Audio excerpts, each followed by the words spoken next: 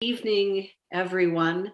Welcome to the 2021 Network Performing Arts Production Virtual Workshop. As we all know, virtual has been a theme this past year, and it will be these next 2 days. We are delighted to be welcoming 256 of you from all across the world. Let me get started by introducing my two colleagues who are joining me here. Domenico Vicinanza is Senior Research Engagement Officer and Coordinator for Arts and Humanities at GEANT. And Mary Simoni is Dean of the School of Humanities, Arts, and Social Sciences and Professor of the Arts at Rensselaer Polytechnic Institute.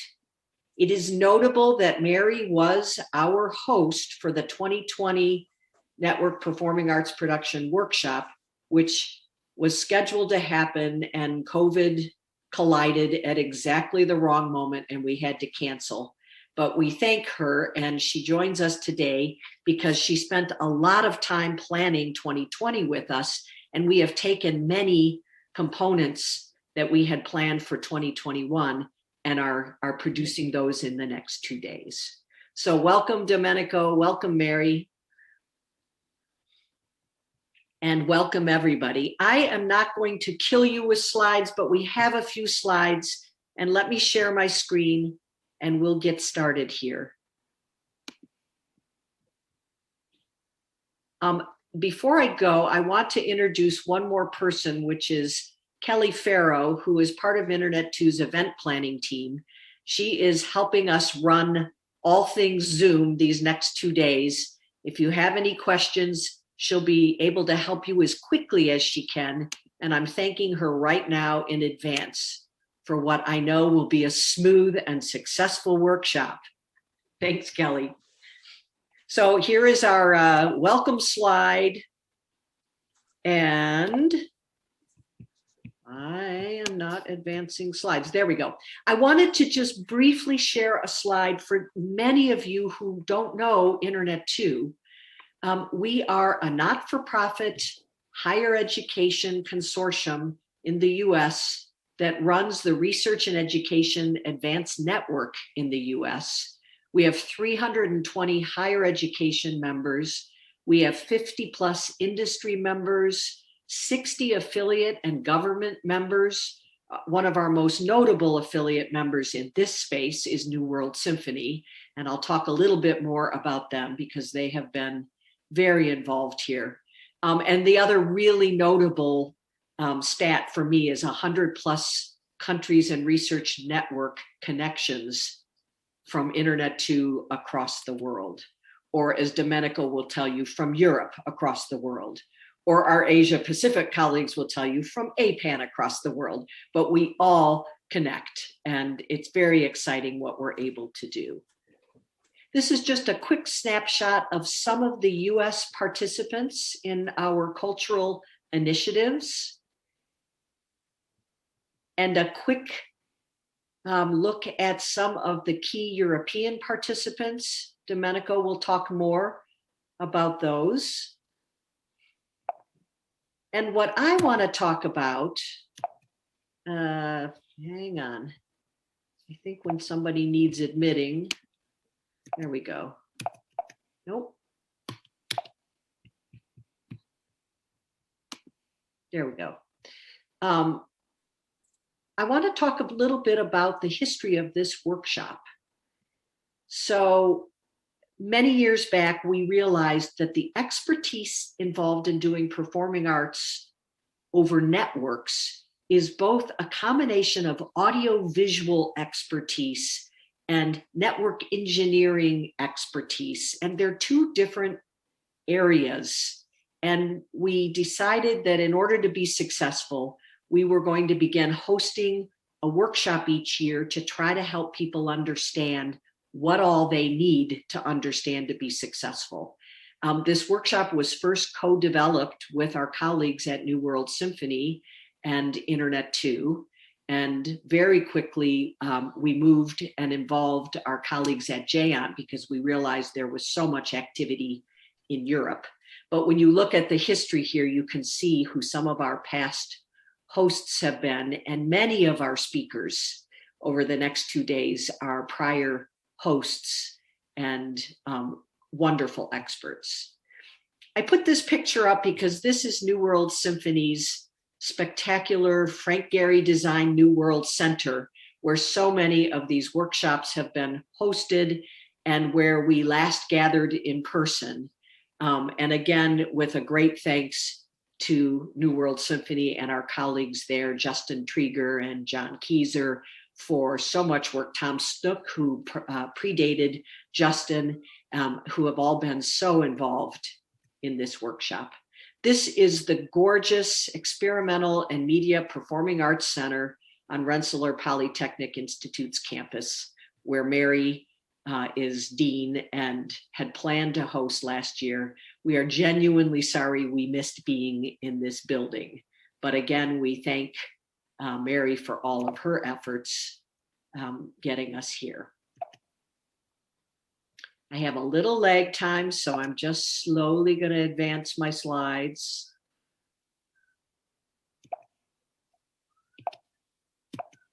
Or I'm not. There we go. I also want to thank the planning committee this year. We came together and said, what should we do for 2021? And we decided to look back to some of what was relevant from 2020 and move forward with 2021. So thank you, all of you who have been involved these past months planning this next 2 days. And the focus of this year's workshop is really about the 2020 pivot, what we learned, and a look to the future. We really had to revisit and explore the home broadband tools that would help us do master classes and teaching in particular over home broadband networks that our students were on, that we were on. But we also have continued to develop the tools that take full advantage of our advanced research and education infrastructure. And we think the future will be a really interesting hybrid. So we welcome you, and let me turn it over to Domenico. Thank you very much, Anne. So my name is Domenico Vicinanza, and I'm the coordinator for the Arts and Humanities at Giant. And it's a pleasure and an honor to welcome you all to this very special version edition of NPAPW. Giant is the European backbone for research and education. Can I have the next slide, please?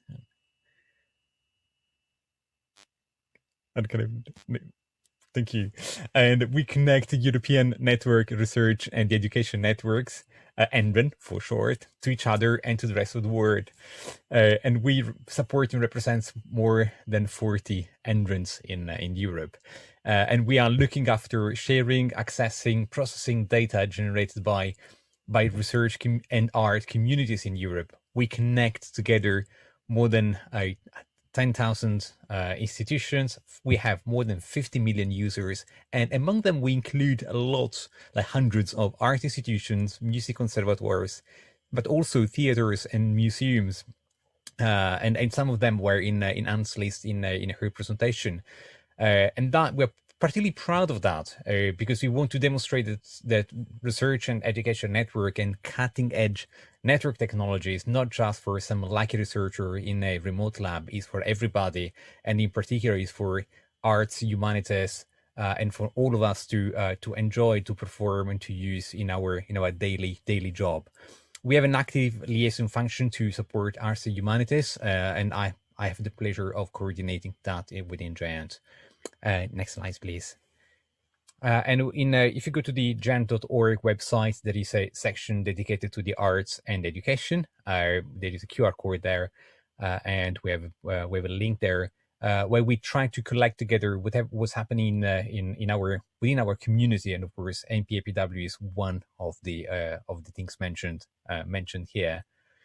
Next slide, please. And because, of course, of this, in particular, because of this 2020 pivot year and event, we are investing more and more energies and efforts in real-time communication services and strengthening our community, not just in Europe, but as a global community, embracing the fact that arts doesn't know borders, and it shouldn't know borders, and magic really happens when we try to go outside our lab or our studio, and we are spending quite a lot of efforts in bringing together tools, and in particular for real-time communication and online communication that are becoming more and more crucial and more and more uh, uh, important tools for our daily job, as we're seeing. Next slide, please. And among them, we have EduMeet, as you're going to see in one of the next presentations. EduMeet is a 100% software web-based solution for not just for conferencing, but we are trying to make sure that this is more and more orientated towards arts, humanities, and art education performances and remote rehearsals and performances. In terms of global connectivity, and that leads me to my next slide. We are we like to think of ourselves as of course, not as an isolated network. The beauty of the networks is they are connected. We have a special partnership with Internet2 for the arts and humanities, but we organize initiatives, and we have organized art projects with all other other continents. I think almost all of them, and we are proud to be part of a very special friendship with North America. And if you go to the next slide, together with Internet2, Canary Indiana University, NordNet, and SurfNet, we are part of a special collaboration called the Advanced North Atlantic Collaboration, and we collaboratively procure and run 400 gigabits per second connectivity between Europe and North America. And that demonstrates that we are probably not that far away, and we are definitely closer to our friends in other parts of the world, and we are ready to use the network and to use this as an opportunity to bring together the world on one single unique stage for us to enjoy and perform. And thank you very much for being here once again. Next and final slide. I'm extremely happy, and I'm so excited about the event today. Thank you very much. Thank you, Domenico, and welcome Mary, who's graciously said, I'm not using slides. The joke was I'd used my lifetime quota, no more PowerPoint. So anyway, as I thank you very much for the opportunity to be here, and I really want to welcome everyone here.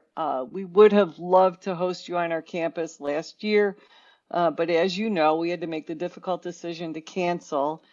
And at that moment in time, we didn't have the experience to rapidly pivot our program to virtual delivery, because we were simultaneously transitioning our classes, our instruction, our research programs to online delivery.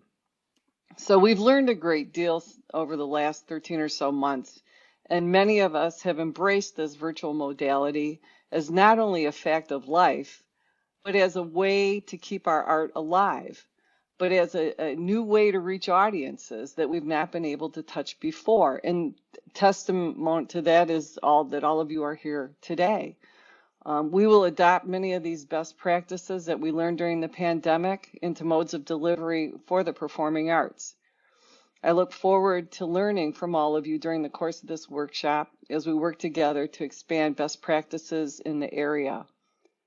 As Anne mentioned, this year's workshop will feature many of the workshops, performances, and panels that we planned to present last year at the Experimental Media and Performing Arts Center, as well as our immersive virtual research and learning environments on the Rensselaer Polytechnic Institute campus. We hope someday that you will be able to visit our campus once the pandemic is behind us. We would really welcome you and love to host you. And besides, New York's a fun place to be. So some of the carry forwards from last year include advanced networking technologies, Lola, AlterGrid, Jack Trip, and things such as that. Bringing forward the music enabling technologies panel. We were able to bring forward some of the multi-site performances that were proposed. And then, of course, panel presentations. And because of the pandemic, we got a new event, how to stream and record an event, which is going to be real important in things we have learned. I'd like to express my gratitude to the 2020 program committee, faculty members at Rensselaer Polytechnic Institute, Curtis Bond, Jonas Brosh, Matthew Goodhart, Rob Hamilton, who you'll hear from later today. And we've also had tremendous support from our Department of Chief Technology Information. It's a very long thing. It's an acronym, .cio, Graham Doig and Andrew White. So once again, welcome. Enjoy the workshop. Thank you, Mary. And yes, that might be the first time I've heard you say you would love to have us come back. So we're recording this, so we have you on record. We're very lonely in Troy these days. Very good. So, Kelly, if you can bring up our next panel on higher education policies, I will. Wow, wonderful. And by the way, I'm also going to thank in advance my colleague, Talitha McGinnis, who is staffing the chat room today, and I think going to be very helpful in keeping on top of all the questions that you have. We will do our best, and we will always be available after the workshop if we haven't answered everybody's questions. I think we have everybody. This is amazing. Thank you, Kelly. Very impressive driving. Always better to have a younger driver.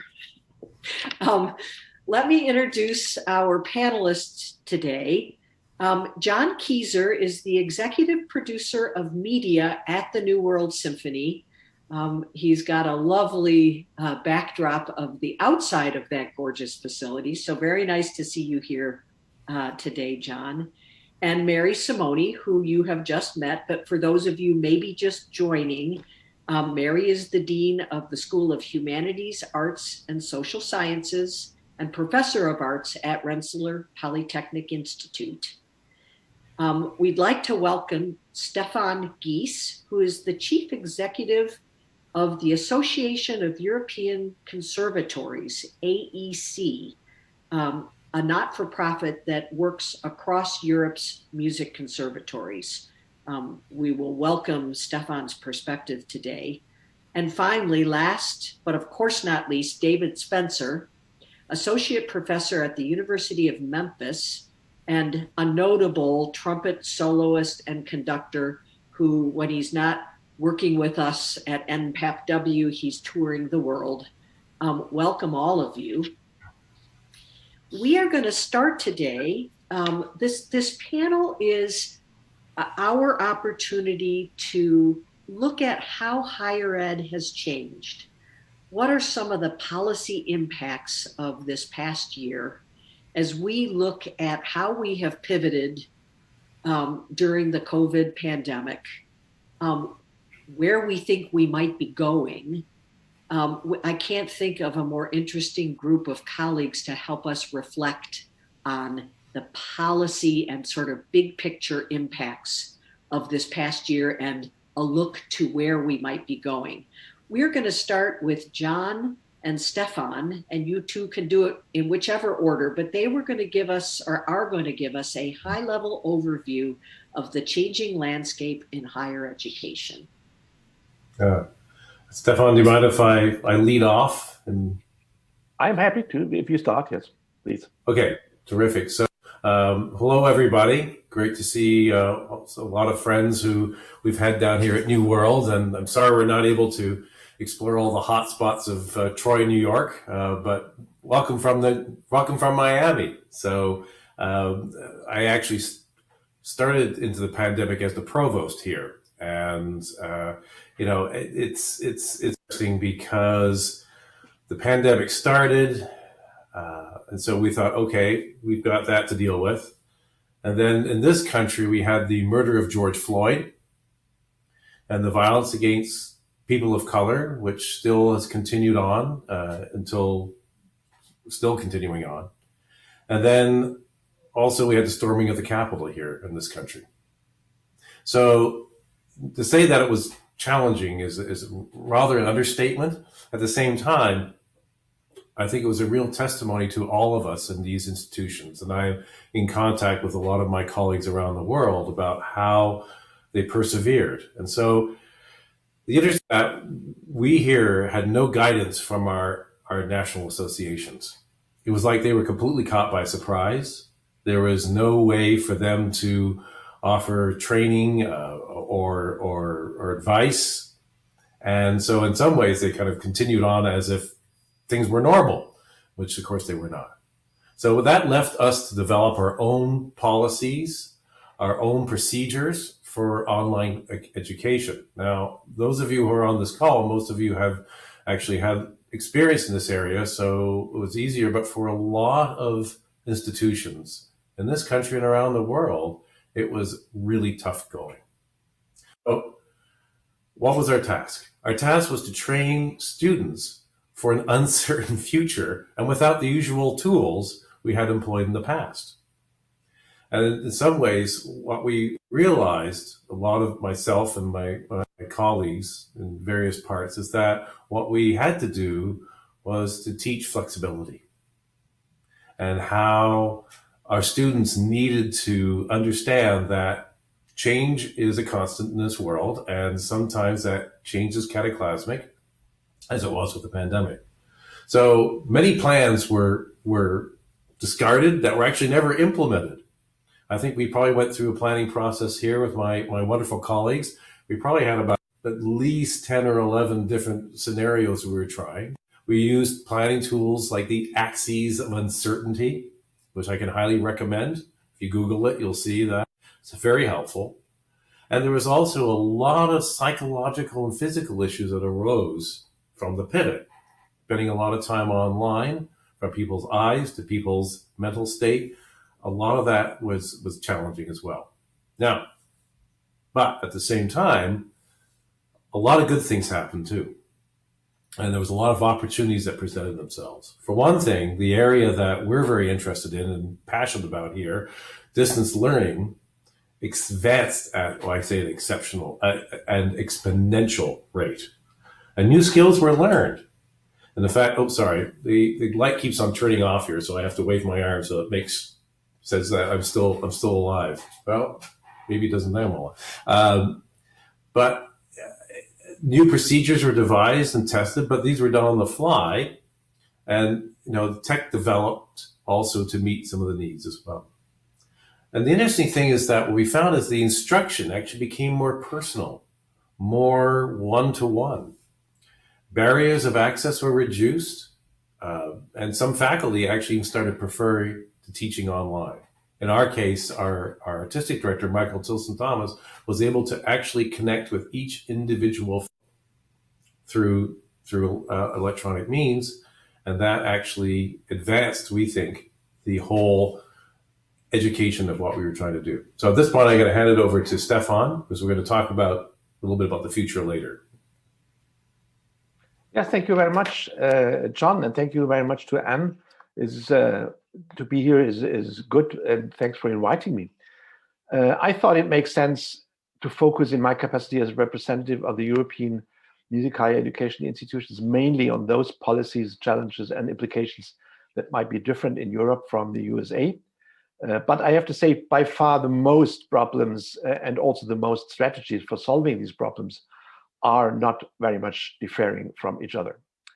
One crucial difference is, of course, the fact that the institutions we are talking about are in Europe state-run and state-funded, because based on a shared conviction in Europe, this is seen as a necessary precondition, so to say, to ensure equal opportunities to access culture and education.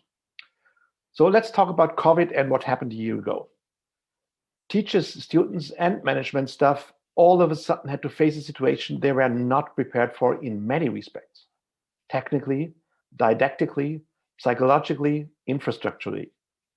When you get on an airplane, you are first told where the emergency exits are and where the life jackets are, but there were no emergency plans for COVID. So people did what they always do when state structures collapse. They teamed up with their neighbors. One had this tool, the other that know-how, and all together they formed a kind of informal social structure that was able to make sure that things somehow go on. The funny thing was, the only tools teachers, the online tools teachers and students were in need of, existed often since long, but so far only a few of them were interested to use them. And when they became interested in March 2020, the Lola studio, for example, was suddenly no longer accessible due to the lockdown. So as a kind of natural reflex, they looked for provisional aid. They started having instrumental lessons via Skype or FaceTime, because even the most IT-resistant 60-year-old cello teacher knew that tools from communicating with the grandchildren every weekend. But teaching cello via Zoom is like drilling a well with a spoon. It is not impossible, but it's neither efficient nor professional. However, as already has been said, we have learned a lot this last year. Unfortunately, that's my impression, the slowpoke in the system at the very moment is the commercial sector and the industry, and rather not the individuals nor the state administration. Neither are there internet providers offering high-speed uploads from home to home, although that would be technically possible, nor have Zoom or other providers made any efforts to finally meet the European data protection requirements. Let me come to the second question. What is the immediate impact of COVID? Quite simply, a lost academic year. I never heard any student saying, as for me, this remote learning could go on forever.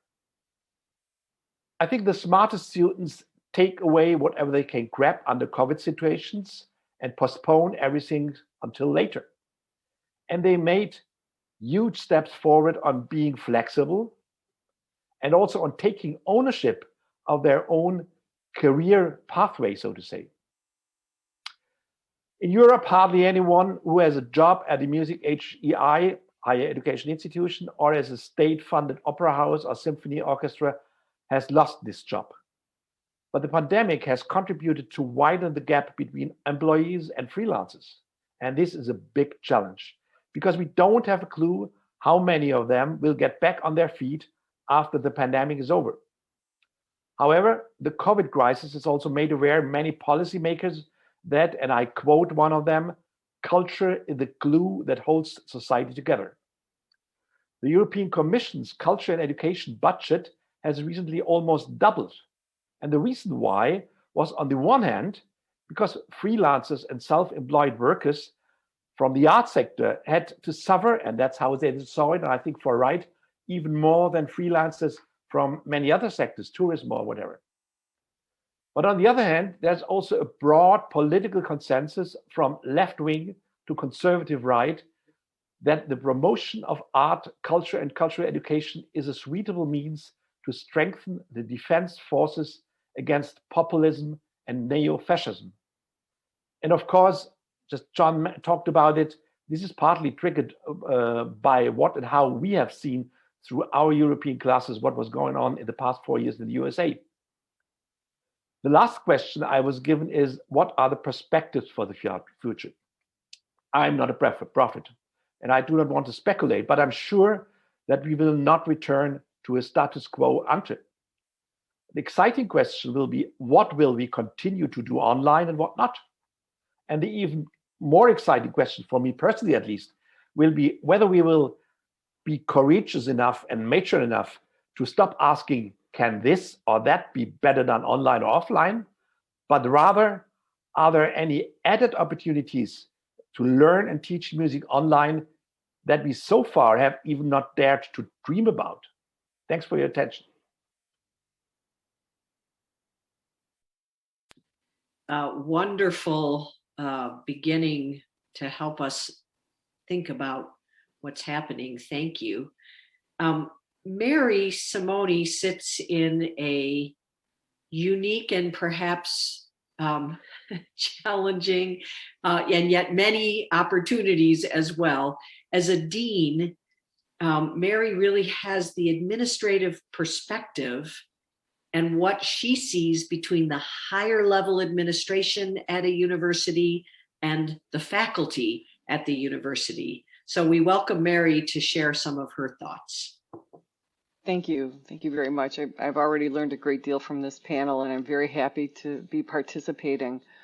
As has already been described by Stefan and John, we experienced many, many challenges. The first was a number of budget reductions, including staff furloughs and layoffs, faculty layoffs, reductions in salary and benefits pretty much across the board, and reductions to base budget, which had a significant impact on our operations. At the same time, we were managing new costs while coping with reduced revenue. So, excuse me, we had to implement COVID-19 testing for our students and faculty and staff to ensure safety in the campus community. Even set up our own COVID-19 testing site. We had to set aside housing to quarantine students. We had a decline in international student recruitment due to the perfect storm of the Trump administration's immigration policies and the COVID-19 travel bans. And we de-densified the campus with most of the administration working remotely, which added all kinds of new challenges to cross-campus coordination and communication. We developed and adopted a number of new policies very rapidly, and also among these policies were practices aimed at cost containment. There was an immediate suspension of faculty travel. We restricted campus access to all visitors and independent contractors unless they had specific clearance, and every spending required an essential spending defense. So all of these rapidly implemented changes required very clear and concise communication from the administration to the university community, and they resulted in significant shifts in responsibilities for everyone. Faculty engaged in teaching, research, and service quickly realized that they needed to up their game and take on additional responsibilities. And you'll hear more about this later from David. The support staff and research staff that remained were asked to quickly learn new skills and do more, either on campus or remotely. Simply figure out how to get it done. And as has already been mentioned, flexibility and resilience. Students, interestingly enough, were initially very excited about the change to online delivery, and that quickly shifted. That resulted in issues for faculty around student engagement and now mental health, where faculty are the frontline people looking at mental health concerns of students. We had challenges with technology, and at a place like Rensselaer Polytechnic Institute, you would think that that would not happen, but it did. We quickly learned that our campus-wide solutions were not appropriately designed for delivery across all disciplines and pedagogical practices. Particularly hard hit were studio courses with hands-on learning components and, of course, the performing arts. We still have unresolved issues around student engagement in hybrid classes. That is, classes where some students are in person and some students are remote, and we have difficulty with audio-video delivery in these discussion-based courses. Not surprising, but still surprising, the student learning environment moved to their home or their apartment, their private space. Now, us administrators work really hard to create optimal learning environments for students, and the pandemic threw that foundation of the learning environment into disarray. Faculty and students witnessed unexpected cameos of roommates, variously dressed, and family members, which injected unexpected and momentary humor and surprise into a class. Students were sharing insufficient bandwidth with other family members or roommates, either in classes or working remotely, that created these unpredictable disruptions in course delivery. And we had students in nearly every time zone on Earth participating in these classes. The technology created an accelerated learning curve for students and faculty alike, and even though we are known as a STEM institution, the instantaneous change to online delivery created significant upheaval, calling into question, what are the learning outcomes for this course? How do we assess the students? What is our capacity to deliver on our research objectives for all of our funded research? And especially hard hit was human subjects research. The campus went dark, and quite honestly, in my office, the squirrels moved in. So we did have a lot of nice things that came out of all of this. I was extremely proud to see that across the university, we had mission affirmation and a type of virtual camaraderie that I've never seen before. Despite the budget reductions that personally affected every employee, faculty, and staff, embraced the challenge and went into what I would describe as a 21st century fight or flight response. We witnessed rapid growth in the technical skills of faculty, staff, and students, and faculty led the way in innovation in course design and pedagogy. There was a campus-wide sharing of best pedagogical practices across all disciplines to ensure student engagement, using such things as Discord and Slack. The budget reductions, even though quite unfortunate, forced curricular prioritization. What must we do? Why are we doing it? How shall we do it? How many students benefit from what we're doing? In the performing arts, and I'm sure this happened everywhere on earth, we suspended large ensembles, orchestra and choir. We merged our students into that would have participated in these ensembles and our chamber music program into a new ensemble that we called the Fusion Ensemble. This is where small ensembles could rehearse and perform following social distance guidelines. The faculty leading the Fusion Ensemble encouraged students to select their own repertoire, increasing student engagement, and it resulted in unprecedented diversity in our musical offerings. The reallocation of remaining resources allowed for investment in additional supporting technologies, both hardware and software, to support teaching and research. Faculty benefited from no reduction in their travel subsidy, juxtaposed with the travel bans, because it allowed them to attend multiple symposia and conference because they were all virtual. We leveraged our design and fabrication labs to build plexiglass barriers that we could then use for the performing arts. With the campus going dark, it gave us an opportunity to implement much needed upgrades in our technological studios and classrooms and improving research and learning environments and preparing for the students' return to campus. It increased our access to the Experimental Media and Performing Arts Center because they were no longer hosting programs, so that we could offer socially distanced recording sessions for the students in the Fusion Ensemble. Faculty, very creative, initiated new alliances with the campus television station, WRPI-TV, and the campus radio station, WRPI, for dissemination of these student recordings. And virtual concerts allowed us to share what we've done with donors and friends. So in closing, I would just tell you that I am extremely proud of what we were able to do to come together as a community. And this fight or flight response was not the the mother of invention, but instead our impetus for creativity and innovation. Thank you. Fantastic. And David, we turn to you for a faculty perspective.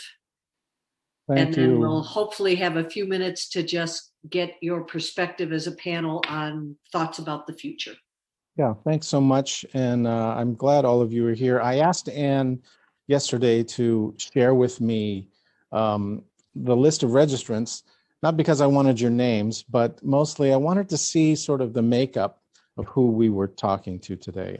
As an artist, as a teacher, performer, I often say with all of this technology that for me and for people like me, it's where technology ends and the art really begins. And it's the art of delivery and how we as teachers and artists deliver that instruction that Mary and John and Stefan have been talking about in a way that maintains credibility and that maintains trust of both our patrons. If you're the head of an arts institution, which many of you are out there today, most of you here today are technologists or CIOs of either educational institutions or of our wonderful cultural institutions. And so the message I want to really bring to you about the challenges that we've had this year, and let me take you back a year to something like 2019 when I was lobbying very, very vigorously to people like Mary on our side, our deans, about the need for funding for these technologies, these collaborative technologies, and these connective ways to use networks on our campuses. Everything that's been said, of course, we've all experienced globally. But as I take you back to 19, that was a struggle to get the $1,000, $2,000, $10,000 it took to build up a Lola presence here on our campus. Fast forward to March 9th of 2020, when everything technically shut down for us here. I suddenly became the most important person on campus that day, actually the 10th, because the 9th I think was a Sunday. But I remember my email being flooded with these 4-word emails. What do we do? And suddenly all my 8 years in working in this sphere as a performing artist and as a teacher became very raw for my colleagues and myself. So the challenges that we really faced as a faculty and as artists out there teaching and delivering our art to our constituents really was about an immediate understanding of and expertise in network technology and just basic tools to be able to deliver meaningful applied instruction in the arts, whether that's in music or whether that's in movement or in theater. Just the lack of understanding and expertise. As Stefan pointed out wonderfully, most people were aware of FaceTime and connecting with their grandchildren. But they weren't knowledgeable about the nuance of how we can connect both pedagogically and technologically about that. So those of you who are technologists out there, I would say a great example would be like going out and buying the best toy possible for a child, delivering it to them, watching them open it up, and pressing the button and realizing that you forgot the batteries. And the faculty and the people who deliver our arts education are the batteries in this whole scheme of things. And that, I think, was overlooked a lot. I know that because I ended up working more this year than I've ever worked before in this space, helping to train and adapt pedagogy for my colleagues worldwide in Spain and in Bangladesh and in eastern part of Asia and South America. It's been a rewarding year for me as a faculty and an artist, but that lack of pedagogical understanding and delivery online to maintain credibility and the trust that we all know as artists we have to have with our students and our constituents, that's the most important thing and the most important challenge, I think, for us, where the rubber meets the road, as I say. It's already been mentioned that the quality of connectivity beyond our campuses, that's something we didn't think about, right? I mean, I know I've spoken to Anne about this. We've always thought about, oh, well, we're a member of Internet too. That's great. We have this, 10 gigabyte line that circles our, well, that's great, except everybody was home. And as you all know, our local ISPs are monetized and if you can't make money at it, they're not going to do it. So our students were left in very unfortunate situations. Lastly, I would say the challenges to that were also making sure we as institutions, whether you're a cultural institution or in my case, an educational institution, School of Music, we're finding tools that meet what I call the golden triangle of pedagogical technology. High quality tools that are easily accessible and affordable. And those kind of challenges were also faced on our part as faculty, because we were the person dealing with the day-to-day teaching and the day-to-day instruction with our students and the day-to-day challenges of them connecting. Lots of opportunities that we're about to talk about, but those were the challenges. Wonderful. Thank you, all of you, for this overview. And we have about 10 minutes to, I know when we met last week to plan this panel, we had a really interesting discussion about where we think the future might be. We all agree we're probably not going to just go back to where we were. Something different is going to happen going forward.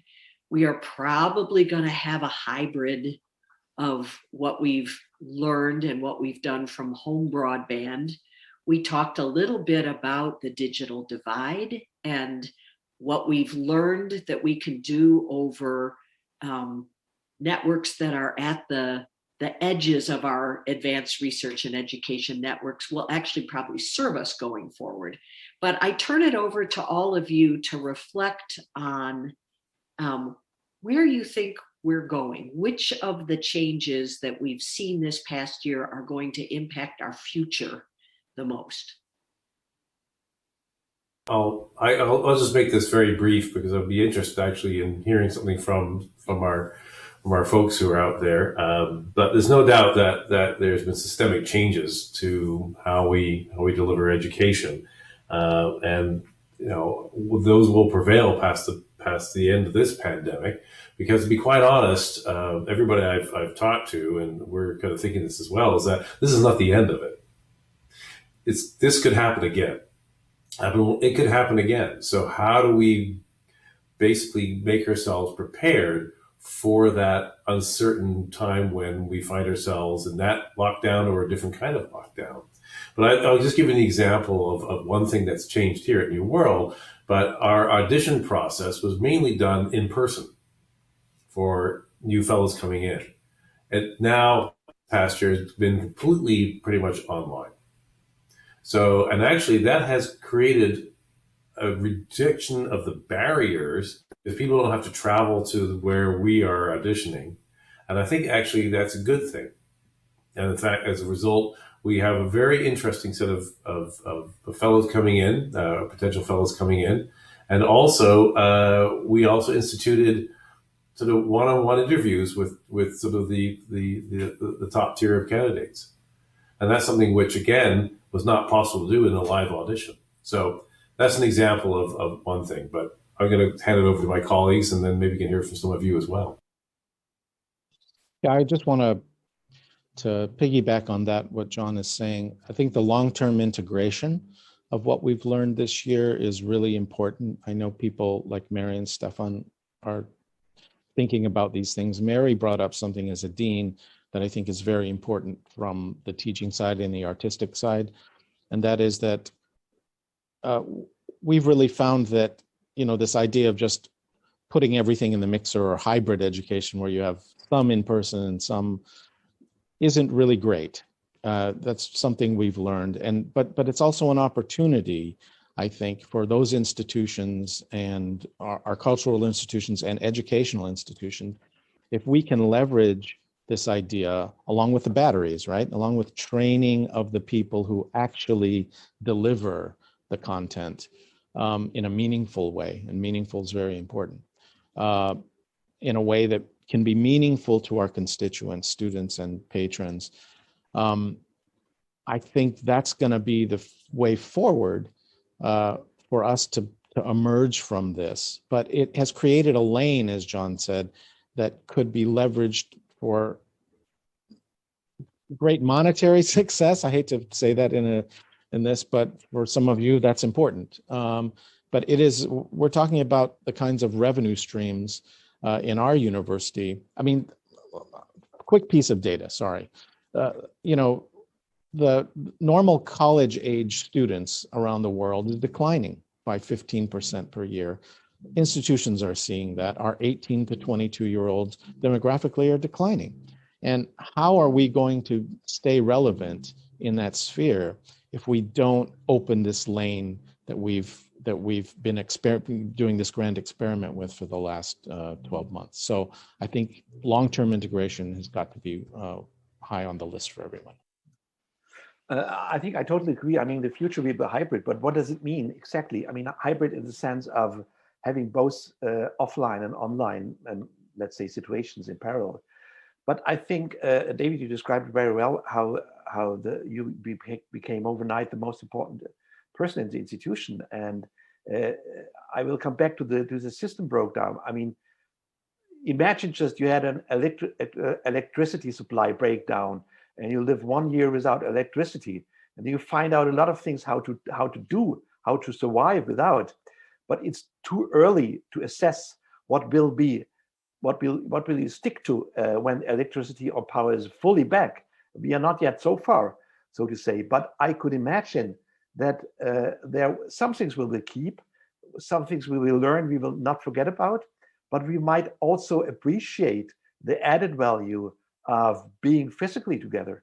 And it's about the balance between these two things. And I think it's somehow, as often after system breakdowns, if you restart, it's amazing opportunities for young people. I would say also they have all opportunities. It's up to them to decide which is the most suited to whatever purpose it is or to whatever objective to reach out. I think, but I would say it would be the best, and I'm very optimistic that young people will find the way along this line, so to say, to always use the best tools, the best suited tools, and they have an incredible broad opportunities. But I do not feel in the position to speculate about what exactly that will be.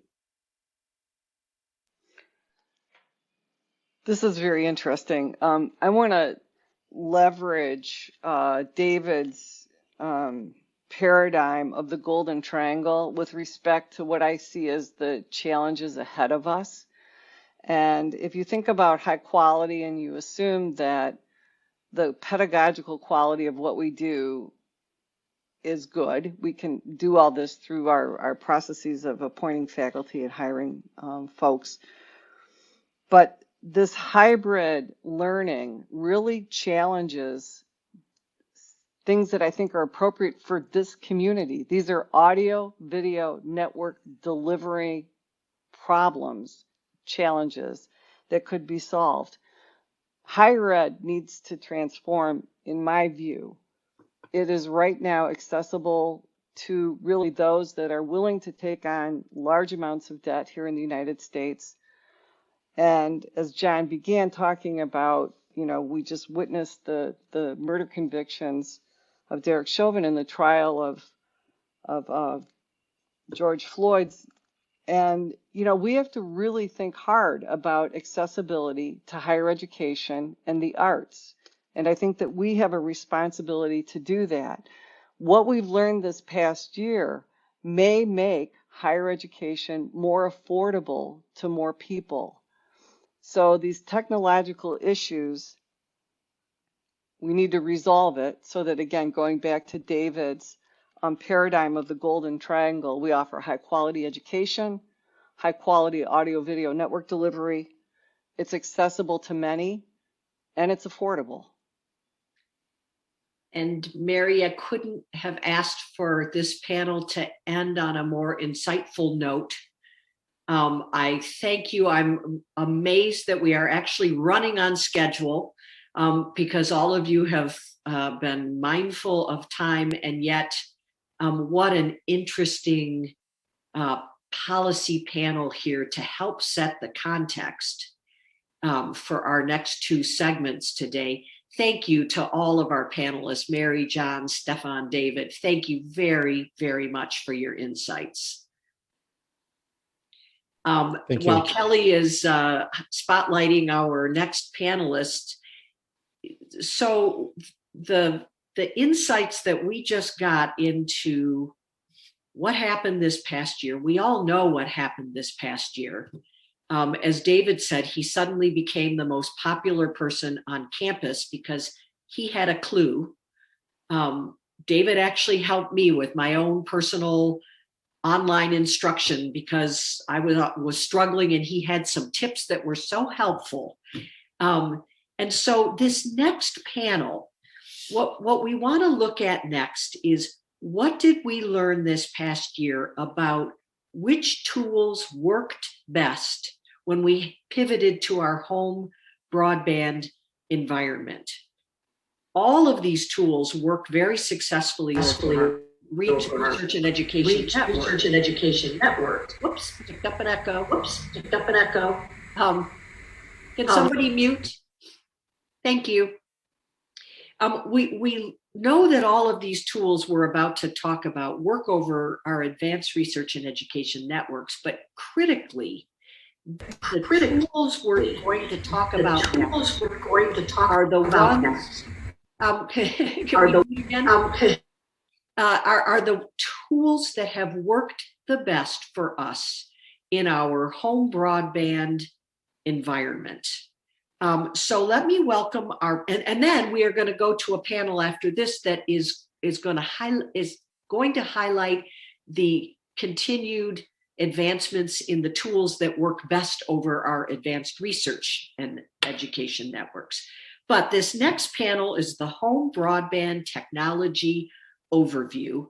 I am first going to welcome our colleagues Chris Chafe, who is the director of the Center for Computing Research in Music and Acoustics, whose acronym is CARMA, and Chris is always good karma. Chris is with Stanford University. Sarah Weaver is the director of NowNet Arts. She is a contemporary composer, conductor, technologist, educator, and research, and a very cherished colleague. Claudio Alocchio is Senior Technical Officer at the Italian NREN, GAR. He leads the Lola Development Project, and he's the chair of the JANT Community Committee. Also a very cherished colleague, as is Dan Nichols, who is music faculty at Northern Illinois University. Dan is also a Grammy Award-winning audio engineer. And as I think this whole panel will tell you, the world has paid more attention to video quality than it has to audio quality. And as we shift to this next set of tools, and have shifted to them over this past year, that's something that we've paid close attention to. So let's start and turn to Chris and Sarah, who are going to cover a really useful, interesting tool called JackTrip.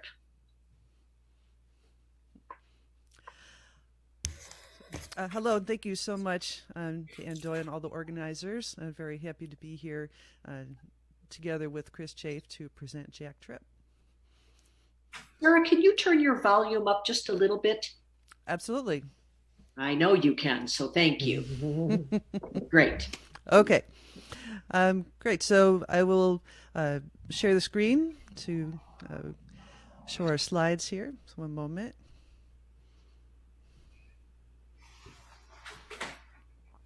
Okay. Well, JackTrip, network music technology. Here's our overview of JackTrip. This is a system for high-quality audio network performance over the internet that supports bidirectional, low-latency, multi-channel, and uncompressed audio streaming. Developed by Chris Chafe and his team at the Center for Computer Research in Music and Acoustics at CARMA at Stanford University, JackTrip has been in use since the early 2000s for live contemporary network arts performance. Pioneering artists in contemporary acoustic and electronic music fields utilize JackTrip with artistic practices including improvisation, composition, and gesture designed for the network arts medium. Since the COVID-19 pandemic, Jack Trip has been adapted for use on home internet connections, with wide applications for professional music and music education. The pandemic has ushered in a new phase of development driven by musicians seeking solutions during lockdown. Many developers and musical practitioners have joined in the cause of finding adequate solutions. So what's changed that makes home networks possible? As Anna had mentioned, Jack Trip has been used on Internet 2 and research networks up to this point. So we're saying historically, Jack Trip has been used between institutions with access to research networks. Okay? And connecting from home had issues. It had been attempted before, but in earlier years, insufficient throughput for even one uncompressed channel was experienced. Router configurations were a challenge, and lag was greater than the research networks, and the paths were odd. Okay. But now those issues are gone. So we have 3,000 packets per second using commercial ISPs, aka home internet. Plenty of bandwidth, often much more than 2 channels worth. Cloud-based hub servers are geolocated, meaning that they can be geographically close to you, which reduces the latency.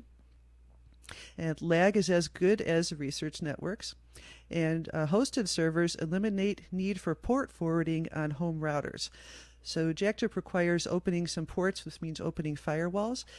But when we use our cloud-based hub servers, they take care of that element for us. We don't have to open the ports on home routers. So JackTrip organizations. JackTrip is a software application with GitHub project site and a number of contributing developers. It is now complemented by dedicated solutions, including numerous Raspberry Pi-based systems, standalone physical web devices, and browser-based WebRTC and pure data versions. Many versions of JackTrip. Major improvements have focused on ease of use and the ability to scale across worldwide cloud infrastructure. And again, we mentioned before that's been a key to these new developments. JackTrip Foundation and JackTrip Labs have been established for ongoing support, training, and development of the technology and network arts field. Our website is there, jacktrip.org. I can learn more about these organizations. So within this ecosystem, we will discuss JackTrip Open Source and JackTrip Virtual Studio. Okay, and here's where Chris is going to speak to you about open source. Okay, great. Thanks, Sarah. And what I'd, point out, sort of vis-a-vis the couple slides that you saw just before is that one of the major changes is kind of the democratization of access to this technology over the past, 12 months or so. I mean, just prior to COVID, we were experimenting with Raspberry Pis. And, if there are fortunate coincidences, I would say that's one of them, that Raspberry Pi Model 4B became a really viable endpoint for JackTrip just at the right time. So prior, you had to use, laptops, desktops, $1,000, $2,000, whatever. Now it's $50, $100. And a lot of that development has happened, in our community, which is an open source project. MIT licensed. It's been that way since the early 2000s. And I'd say the other thing complementary to the Raspberry Pi moment was that the notion of a kind of hub configuration where you can have a center point and endpoints that connect directly to that. Sort of call it your room. Endpoints connect to a room. Everybody hears everybody. You actually do signal processing in the room on the hub server now and create actually something more like an acoustical room with the potential of geolocating those center hosted hub servers now. The lags are getting really, really tight. That number 3,000 packets per second, I think, is revelatory. When JackTrip started, that was in the 100 or less packets per second on research networks. Now we're able to get lags down with this super fine packet flow from home. So yeah, that's where our open source world is going. There's many improvements weekly, actually, and those find their way into the project that we'll mention next, which is a resource that's been provisioned, the Jack Tripp Virtual Studio from Jack Tripp Labs. And you can advance the slide there, and we'll take a look at a Raspberry Pi, a browser-based GUI for connecting your endpoint to one of these rooms that I just mentioned. And, someone who's leading an ensemble will spin up a cloud server somewhere in their vicinity, hopefully. Now there's about 70 of those locations available worldwide. And with the self-contained unit here, basically it's an IoT device that you can plug a microphone into, a headphone into. It's running Jack Tripp. Jack Tripp's a very lightweight computer program that pushes audio onto the network, gets it back, and what goes in is what comes out, uncompressed. So thanks, Sarah. Back to you. All right. So our scenarios for use. Jack Tripp is for anyone, professional, amateur, and educational. As for any size groups, and this is key about Jack Tripp, you can have duos to chamber groups and to very large ensembles. We have groups running 60, 70 people connected via Jack Tripp from home. Right. Okay. Anywhere from metro regions, right, with ultra low latency, to intercontinental projects. So we've been running Jack Tripp certainly internationally, in addition to locally. So Jack Tripp open source, I would recommend for trained operators. And so it works, as mentioned, on Linux, Mac, High Sierra or later, Raspberry Pi, or Windows 10. And using Ethernet with 5 megs in each direction, and an audio interface, headphones, and microphones appropriate for the instrument. Jack Tripp Virtual Studio, which is the hardware device you saw, this is for public participants, accessible for the public, plug and play. So this is a Virtual Studio device and kit that you would get, and Ethernet with 5 megs in each direction, and a computer or device just to access the web application. And that could also be accessed by a phone, as what we mentioned about device. So you could, in theory, get the Virtual Studio and then access the web application on your phone or on your computer. Okay, and then resources for learning and training. So we have our Jack Tripp website here, jacktripp.org.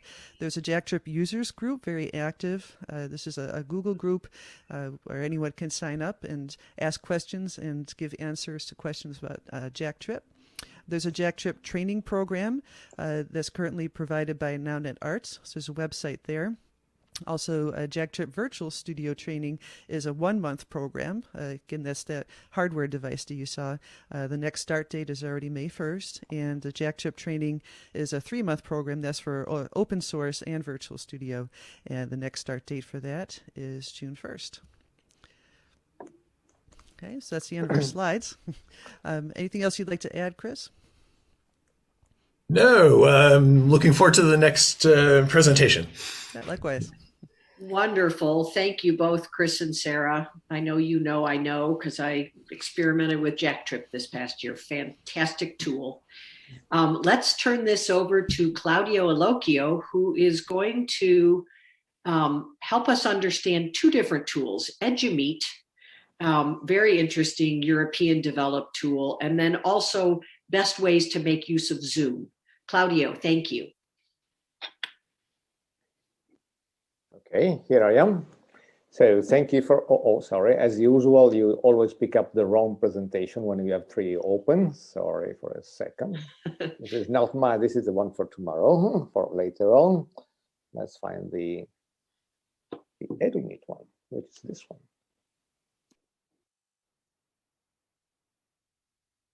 No, why do I get the Lola one instead of the Edumeet? Wait, let's close the other one. Sorry for this mismatch.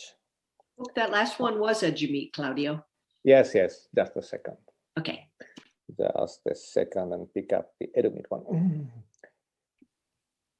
I should. In Claudio's defense, he did help create the Large Hadron Collider and Lola, but running PowerPoint over Zoom is always running a 3 challenge. PowerPoints together over Zoom might be Yes. very complicated. Yeah, here we go. Now you get the right one.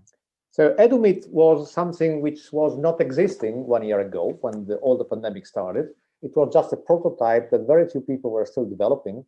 And in March 2020, a number of heroes, I should call them, which are many of them are also here in the meeting today listening to us, started to work day and night, 7 by 7, to make it workable and to make it usable, because we understood that we needed something which was possible to use by everybody without any issue, without any need to pay a license or whatever. And we started to make it available, of course, because we need something to talk to each other. So EduMeet was started like any other video conferencing tool for as a tool that you use to talk. You talk to each other and you use EduMeet. And then, of course, immediately we realized that we need also something to do art and to teach music and to do dancing and whatever. We were lucky in the very beginning because actually, even before March 2020, the EduMeet developing team and the Lola developing team were talking to each other in the very beginning, saying, I think we should put some of the Lola features into EduMeet as soon as we can. And as soon as we can became now, we need it now. And so we started also to do the work for that. But let's go a little bit on the detail on what it is. EduMeet, like Jack Trip, is an open source project. So anybody can do a contribution to it. Everybody can go and have a look at every single bit of the application itself. You can even make your own flavor of it. You make your own contribution. I know a number of people decided to create their own version of it because it's an open source project. But of course, it's a very special open source project because it is actively sustained by Giant community and via the GN4.3 project, which is a funded project. So we have a working team which is paid to develop EduMeet as a product. So at the moment, it is open source, but it has a very good sustainable future in front of it. It is based on standard. It's a WebRTC. So for those of you who want to understand how it works, it's single forwarding unit on a server, and where all the meeting, all the audio and video streamings are mixed together and then redistributed. The very nice thing of EduMeet is that you don't need to install anything. You use a browser.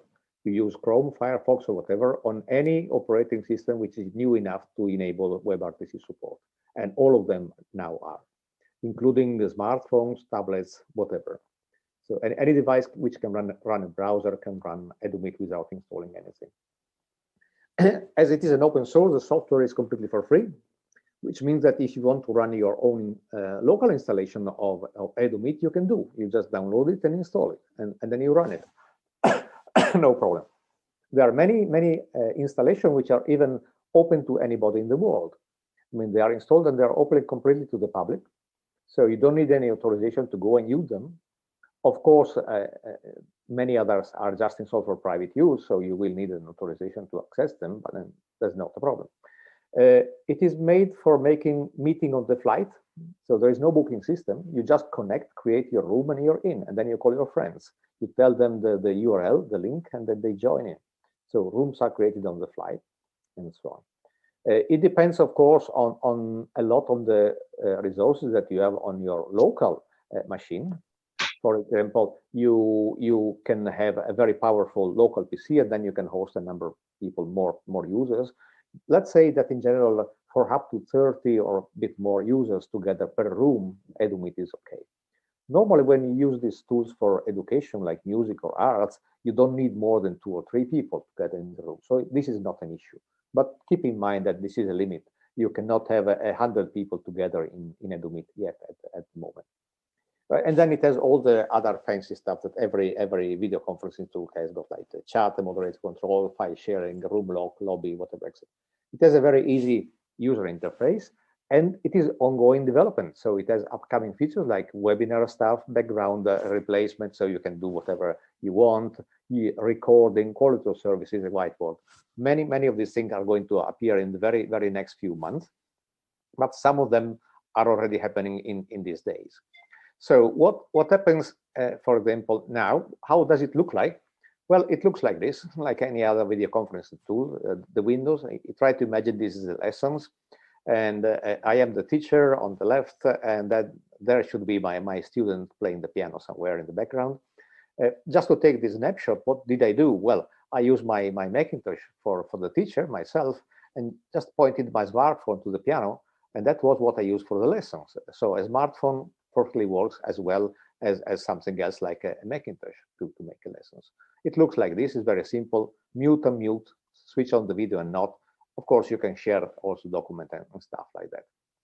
So what do you need for performing arts? Well, any new PC, Mac, tablet, smartphone with a good enough CPU and up-to-date operating system can run it. You don't need to install anything, of course. You just open the browser and connect to your URL. But if you want to make use of it to make, for example, a good music lesson, well, you need at least a good external microphone. What I suggest here is, of course, you should try to use a USB external microphone, like the one which is the picture there, which is the one which I have, but there are many equivalent ones. A USB microphone has a good audio spectrum, of course, but may add some delay. This might not be an issue, of course, because EduMeet, like the other tools I'm going to talk about later, are not for low latency. They have a delay. You cannot play together with EduMeet because there is an intrinsic latency of the system itself. So if the microphone adds a little bit of delay, well, that's not a big issue in any case. So good microphone to get the sound in, and a good headset or external loudspeaker to get the sound out. If you are doing a personal lesson, I strongly suggest that you use headsets, of course, or open headsets so you can listen to yourself while you play and then listen to the teacher on the other hand.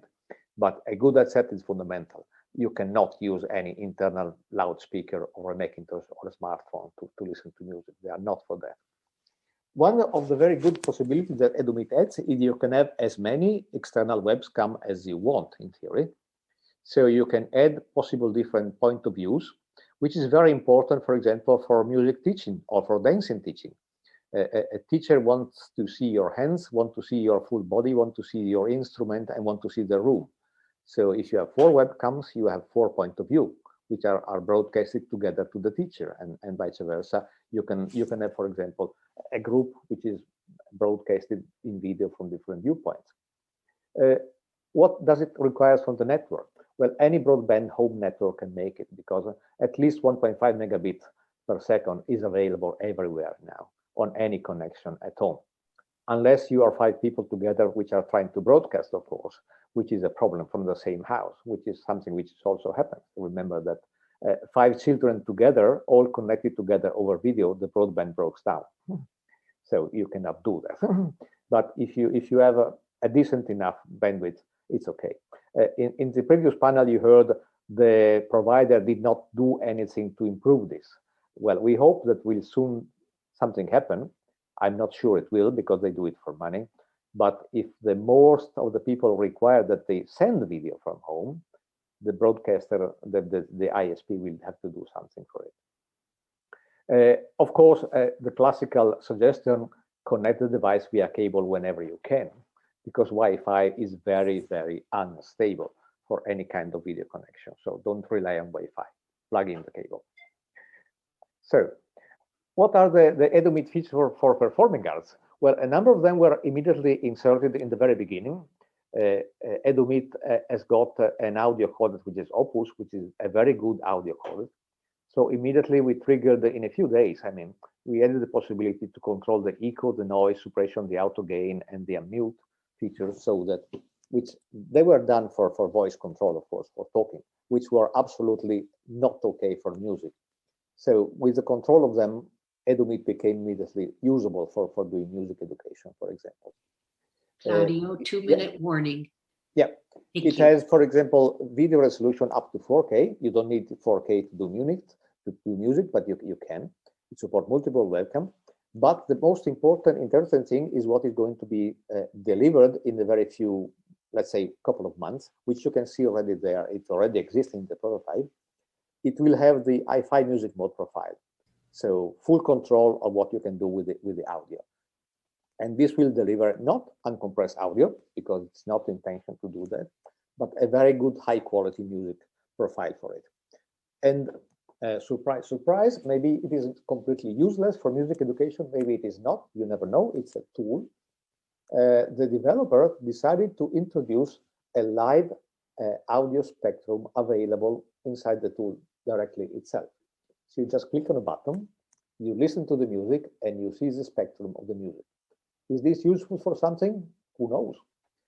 Maybe yes, maybe you can understand if the music is going to be played okay or not, but just having a look to the spectrum. Or of course, you can immediately understand if something is wrong because you see a cut in the spectrum from the other side. But it is there. We will see how it is going to be used by the teacher and the students. So it's I think the only one which has got this one embedded. Talking about the audio spectrum, here is it. Well, I'm a physicist, so I love numbers, so I always compare data and numbers. We made the audio spectrograms of a number of different tools. You will see this slide later on as well. Well, if you take a piece of music, this is something like 6 seconds of music spectrogram, and the original compressed audio spectrum is at the top. If you use standard audio as it was in the beginning, you can see it is a disaster. It was cutting all the high frequencies and also a bit of the lower one, so it was not delivering music. It was delivering something like music. About original sound is my next talk.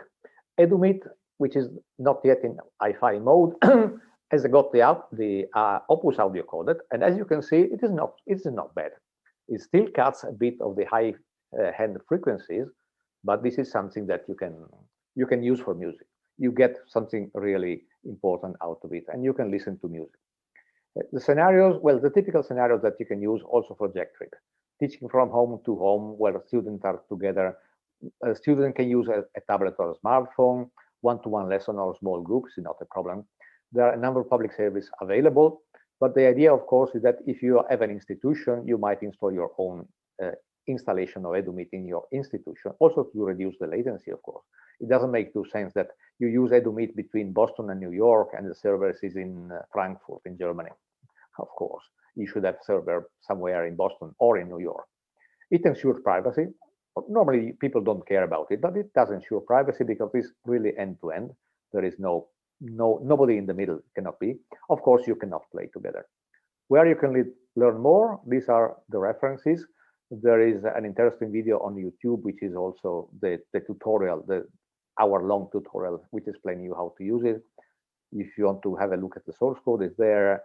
You can even give it a try. These are at least 2 servers which are publicly available to everybody in the world. You can jump on it and have a try to them. And that's it for Edumit. Remember that we have the developers also in the meeting, so if you have questions later on, we can directly ask them.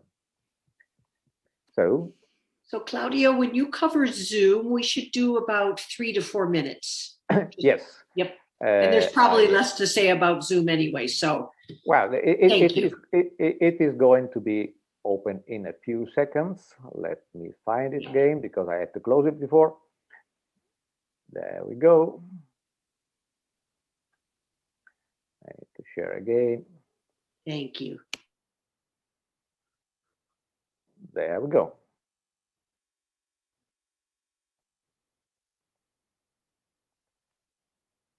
Okay, what's the main difference in Zoom, of course? Well, Zoom is a commercial product, so it's a black box. You buy it as it is, and you have a client to install on most of the devices. It is not possible to install locally completely. You need to rely on the service which is done on the cloud. But it has a booking system, so you can reserve your own room. It can accommodate many users. We are in Zoom, and we are more than 120 at the moment, so you can do a very large teaching session with it. And all the other features that you know. Of course, if you ask me what are the upcoming features of Zoom, I tell you who knows. It is not my product. It's Zoom itself which is going to describe it. How does it look like? Well, we are all in. You know how it looks like. It looks like this.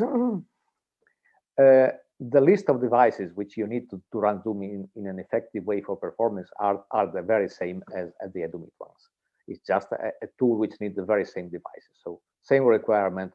The only difference is that you cannot add many more webcams. In theory, you can add a second webcam with some tricks, but that's the limitation compared to Edumit. Only 2 webcams, and maybe only one works very well.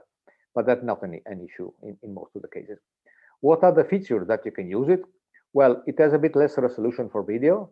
For the educational license, beware. If you use the free version of Zoom, you cannot do full HD. You have a lower video resolution. But the important thing is that it has the original sound feature, which is, if you want to have a look and the full description of it, it is there. The link where tells you in the manual of Zoom how to enable and what to do. It disables echo. It lets you do a number of features, but let's have a look to it. How do you find it? You go to the page, you go to the setting, you go to audio, and this is what you get in front. By default, remember that Zoom does not let you do the original sound. It does only let you do the sound for talking. So the disaster you saw before with cutting all the high frequency. If you open the page, you can see that you can enable down here the show in meeting option. It does not automatically goes on. It just enables it. So click down here, show in meeting option, enable original sound. You can control a number of parameters. Normally, for example, you don't want echo cancellation on. You want stereo audio and want high fidelity music mode. Maybe you don't want it to suppress automatically the background noise, but you can disable it and so on. When you do this, and when you are in Zoom, on the window, you have on the top left a little button which tells you, click here to enable original sound. And when you do, you get the original sound. And of course, you go from the second spectrogram that you see here, which is a disaster, to the third spectrogram, which you see here, which is quite comparable with the EduMeet one. If you look in very tiny detail, you will see that there is some still not perfect issue because the cut in the high frequency is a bit more, just slightly more than the EduMeet one. And if you look carefully and you know what a spectrogram is, you see there are a bit more artifacts inside inside Zoom than inside Opus code, which is used by EduMeet. Which means that probably if you're really a musician expert and you listen very carefully to the very same piece of music, you will hear some more artifacts in the audio, but not such a disaster. I mean, doing the spectrogram, it also tells you a thing that Zoom does not use Opus, even if they don't tell you, because if it did use Opus, the spectrogram would be identical, and they are not. They still use their own proprietary audio coders inside, which has been enhanced quite a lot because from the second one to the third one, you see an immense progress in the quality of the audio, which was possibly unusable before, and now it is usable to make user lessons. What you can do, well, the same thing as EduMeet, group and single individual lessons. It is not possible to play together as well, of course. So that's the big problem. And information, of course, you go to the company website and you get all the information from there. So hopefully I was not too late. Questions later on. Wonderful overview, Claudio, because these are really important tools. And next up, we have Dan Nichols. Dan Nichols is remarkable at helping people on the edges of the networks. He is probably single-handedly the colleague who has most navigated the digital divide. I thank you for your time and being with us today, Dan. And Dan is going to talk about a set of tools, Clean Feed, JamKazam, Soundtrack, that are all useful in the environment that we have been in this past year. Welcome, Dan Nichols. Thank you, Anne. Pleased to be here. Pleased to be with these other titans of academia and development, Claudio, Chris, Sarah. Very happy to be on this panel with you. So I'm going to start by sharing my screen here. All right. Boom. Okay. So many monitors. Welcome to my basement. This is where I sheltered the pandemic. It's been obviously a global tragedy. But on the flip side of things, there has been as discussed, a huge move forward in human development, networking technologies, teaching, et cetera. It's been interesting to watch this bifurcation that's occurred among my colleagues and my professional contacts, people looking for solutions to the problems that have arisen. How do we stay relevant? How do we keep producing art? How do we do things that are easy and repeatable? How do we monetize if we need to? How do we stay connected with our audience? And, having sort of jumped down the rabbit hole of a lot of these different solutions, I can fully endorse EduMeet as I've had to parachute a couple of different classes when Teams has gone down, nationwide, or at least in the Midwest, or when Zoom has had a nationwide outage. It's been lovely to have a resource like EduMeet where you can just pop into a room and text message your class or email them and just say, hey, here's our backup resource. We can still do this. So I kind of have a dual role. I've been facilitating this kind of stuff for a long time in a arts organization, Northern Illinois University's College of Visual and Performing Arts. And then I'm also an entrepreneurial recording engineer. I had to mix a double album with a string quartet over network during the pandemic. We had a Zoom where we were using a backend solution to essentially get these folks into the studio with me. Granted, they were all on headphones, but we'll be discussing some of those solutions today. To start with, though, broadband solutions are prevalent. They've been developing really, really rapidly, and people are looking for stuff that's easy, high quality, repeatable, etc. It's been very exciting to see some of the developments in Jack Trip and otherwise, and be introduced to new technologies myself throughout this process. The first one I'm going to talk about is CleanFeed. CleanFeed is web only. Cleanfeed.net. It's UK-based. Mark Hills and Mark Bakos developed this. They are from a software engineering and broadcast engineering background. This is a high latency, high quality solution. It uses only the Opus codec, and it's cross-platform. It'll work on anything that supports the browser.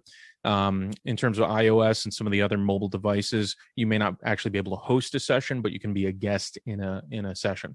There's a lot of tutorials about how to use this as a Zoom backbone, how to use it independently, how to do CleanFeed in a bunch of different applications. I know Northwestern University, local to me, has been using this, as has a sort of entrepreneurial new music ensemble called Alarm Will Sound to do asynchronous performances of sort of ambient new musics, because the latency is simply too high to have any sort of real-time collaboration. So it has some nice features. There's some built-in recording, and then it has some ability to traverse home NATs or even educational NATs. Routers can auto-configure using this software with very little headache. And it's free to play around with to a limited extent. You can have a single source. You can host simple rooms with simple invites.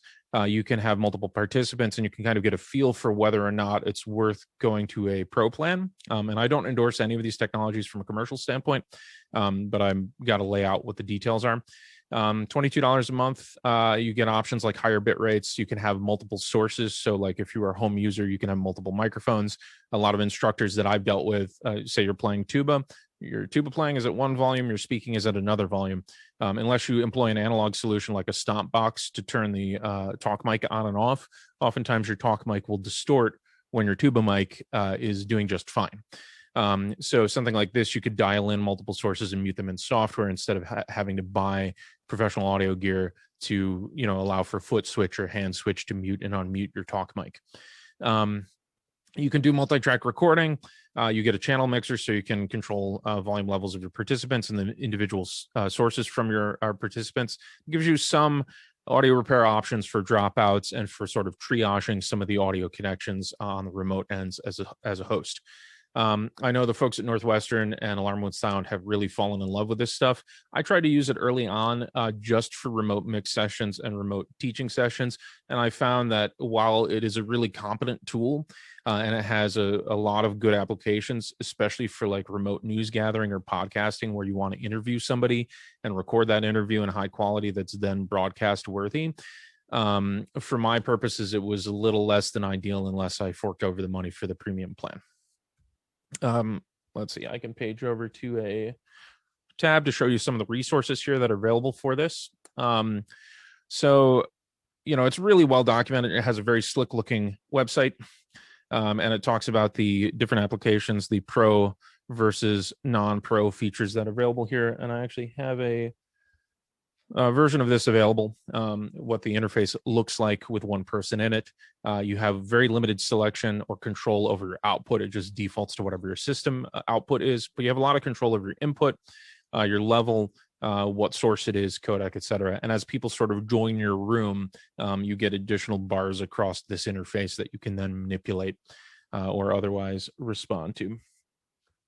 So the second solution that I'm going to talk about has been around for a long time.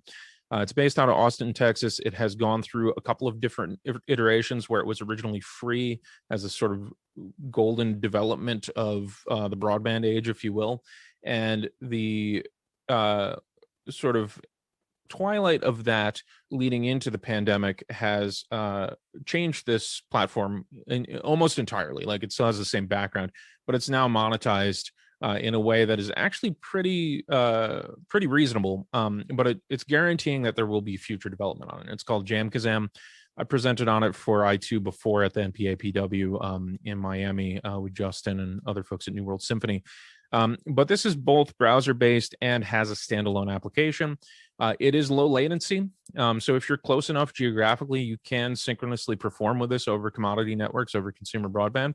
It's a high-quality solution. It's cross-platform. It'll work on Mac or Windows. They claim to have 100,000 online sessions per month. There is a public calendar that's available of online sessions that you can join with musicians around the world if you're just looking to meet people and sort of hang out in a virtual environment.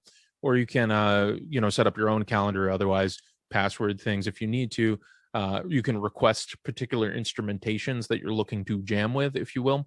It supports multi-point audio and video, so you can have multiple audio interfaces attached to your machine. You can have multiple cameras, but you can only use one camera at a time, so you can switch between them. You have hotkeys enabled for switching between cameras, but it doesn't support as seamlessly as Edge does, just adding another video source that appears on the screen. This will work over Wi-Fi, but it will complain a lot. It has really dedicated network metrics, which will tell you jitter, packet loss, latency, all with sort of a tooltips functionality where you hover over your connection and it will give you a red, green, or yellow light. And it will yell at you if you try to use Wi-Fi and insist that you go on LAN only. And it will also give you a lot of metrics in the standalone app for testing the inherent latency of your own computer system. So that you can optimize your software environment and your hardware environment even before you connect to anyone else. It's NAT compliant, and it has a lot of extra features that I'm going to show you on the next slide here. Extensive tutorials, extensive user base for this. So they have a bunch of different plans now. This is the new sort of post-pandemic development of JamKazam here. The free version of this has become restricted. You can see the limitations there: 1 hour session max, 4 hours a month max. All of the audio has become Opus compressed. They used to do linear pulse code modulation, uncompressed audio. That is gone. However, Opus, as we know, is very, very competent. And then we have some availability for things like plug-in VST AU MIDI support, which is really novel in a sort of network performing arts environment. It can allow you to incorporate sort of less traditional, more modern types of music. And what's even more interesting about this is you can use it as sort of like a karaoke environment too. You can have pre-recorded tracks that you pull into the software directly, and you can broadcast concerts. And with the premium plan, you can actually busk those concerts, so you can ticket them through the application itself. And you can see there's really a need for this. I get a lot of questions. Hey, we want to stream. We want your help streaming. How do we set up a paywall without forking over hundreds of dollars or thousands of dollars to Vimeo or this other CDN or this other CDN? And most of the times people are making unlisted YouTube links and hiding them behind non-crawlable websites or, just publicly unlisted websites. This sort of software, if used properly, has a potential for, engaging sort of a community or concert audience in a way where everything is done sort of in-house by entrepreneurial musicians or music students. So it's interesting to see the void that this has come into filling in the process of the pandemic, sort of destroying some of the regular, or at least delaying or putting on hold the regular mechanisms for going and participating and engaging the live music. Let's see, I have a couple windows open on this too. So if we tab over, it's incredibly well documented and supported on their website, jamkazam.com. This is what the web-based API, the GUI, looks like for JamKazam here. This is the session schedule. So these are all just publicly available sessions where people are looking for participants. And, they're all over the world. They have times. They're saying, hey, we're looking for folks who are interested in barn jam, whatever that might be. Let's see, Oberlin's traditional Irish session is on here. There's some bluegrass. The Doors, looking for a Doors jam. Anyone interested, jump in. So it's a really interesting, fully immersive community. I would encourage you to pop over to the website. They have a lot of tutorials. They have a direct support plan associated with some of their packages. And their standalone application looks a lot like the web-based GUI. I've been using this for years, and my friends list is still on here. We've actually used this for faculty interviews pre-pandemic, when we had people who couldn't actually participate in person, who would need to remote in to put everyone on a level playing field where they could give us high quality audio and video over commodity networks. Okay, so back to the slideshow. SoundJack is sort of a port along the lines of JackTrip. It's based out of Europe. Alexander Corot out of Germany started this in 2008-ish as an idea around his doctoral thesis. It had emerged. It was pretty competent, sort of in stasis. Obviously, the pandemic has pushed it forward quite a bit. So it's really been actively utilized and developed in the last year. Video beta has come along a lot more. The bones of this are very similar to some of the other platforms. You know, there's a browser-based application, sort of a stage that you get on. It is a low latency, high quality solution where you can use Opus or you can go linear pulse code modulation. It only allows 2 in, 2 out. So if you have more complex audio routing, you have to do it on the analog side before you actually get it into your computer. It's cross-platform. It works on Mac, Windows, and Linux. There's a Facebook group. There's forums. There's tutorials. So it supports a single audio source, as I was saying. The video integration is either MJPEG or linear uncompressed. So it's very high speed depending upon the ingestion mechanism. But this is a bit tweak heavy software. It's more likely to be unstable when you initially jump into it than stable. But they have a very helpful 10 Commandments cheat site, which I'll pull up here. So this is the landing page for SoundJack, soundjack.eu. You can see they are pretty well documented here. You simply download the core application and then you hop onto the stage. I have their 10 Commandments page up, and these 10 Commandments are great for any sort of network performing arts activity over any style of network. There's little bits of truth that can be taken and incorporated to any application that you might want to pursue. And they have a lot of documented YouTube tutorials, which are handy. This is sort of the way that the younger generation learns, less likely to read something, more likely to fast forward through video. And they also have a lot of documented performances too. So the stage itself, here's the Facebook group, just to give you an idea. And the stage itself, server-based or peer-to-peer, depending upon your local network conditions, has that same sort of problem-solving situation that JackTrip has employed. You know, you have to do less port forwarding, less network address translation, have less external IPs when you're using a locally based server that can handle some of the traffic for you, some of the address translation for you, etc.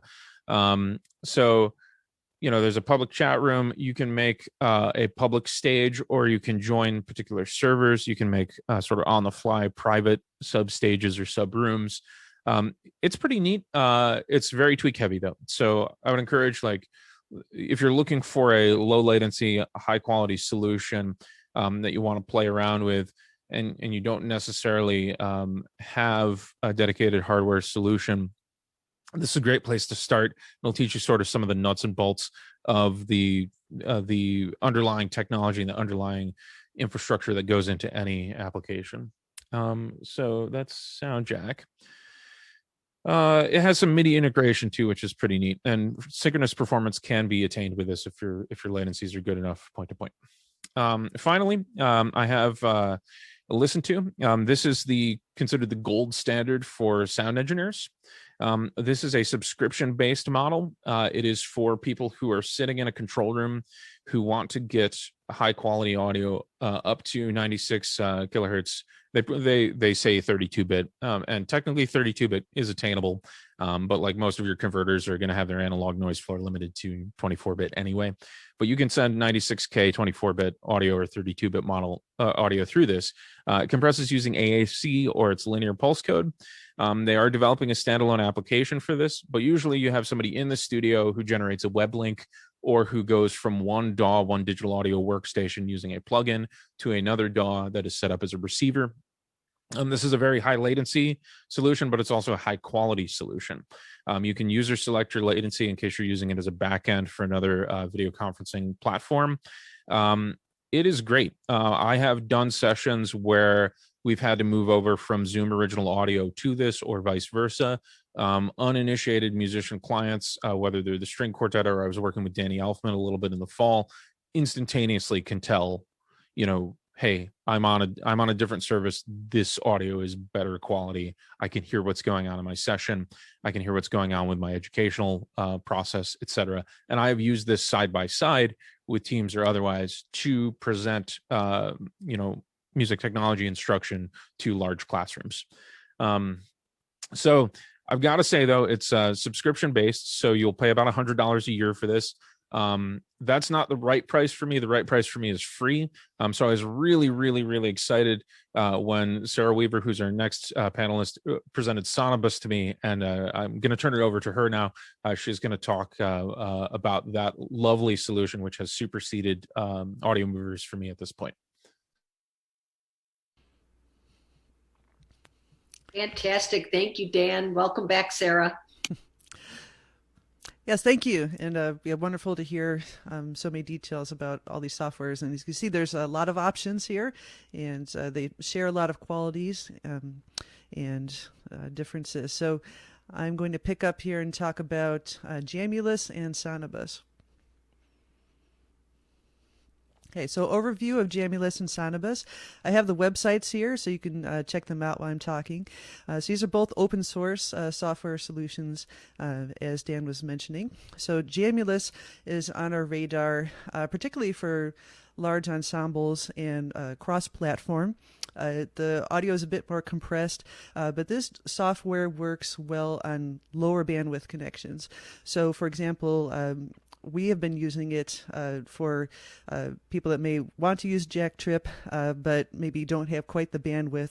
And so we connect them with Jamulus, and it's actually compatible with Jack Trip via the Jack Trip web service.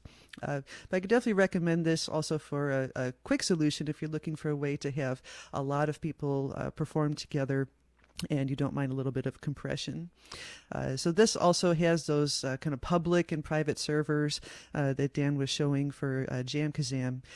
So you can join in on jams that are happening worldwide, or you can set up your own private server. And Sonobus is new on the scene. This is probably about 6 months old now, but made a big splash. So this is open source software by Jesse Chappelle for high quality, low latency, peer-to-peer audio between devices over the internet or a local network. And it's also cross-platform and works on iOS beta and Android beta as well. So Sonobus is for small groups, so duos, trios, quartets, maybe quintets, and it all kind of depends on your local internet and your CPU capacity of your device, but it has a really wonderful audio quality as open source software. Okay, so here's some images from Jamulus.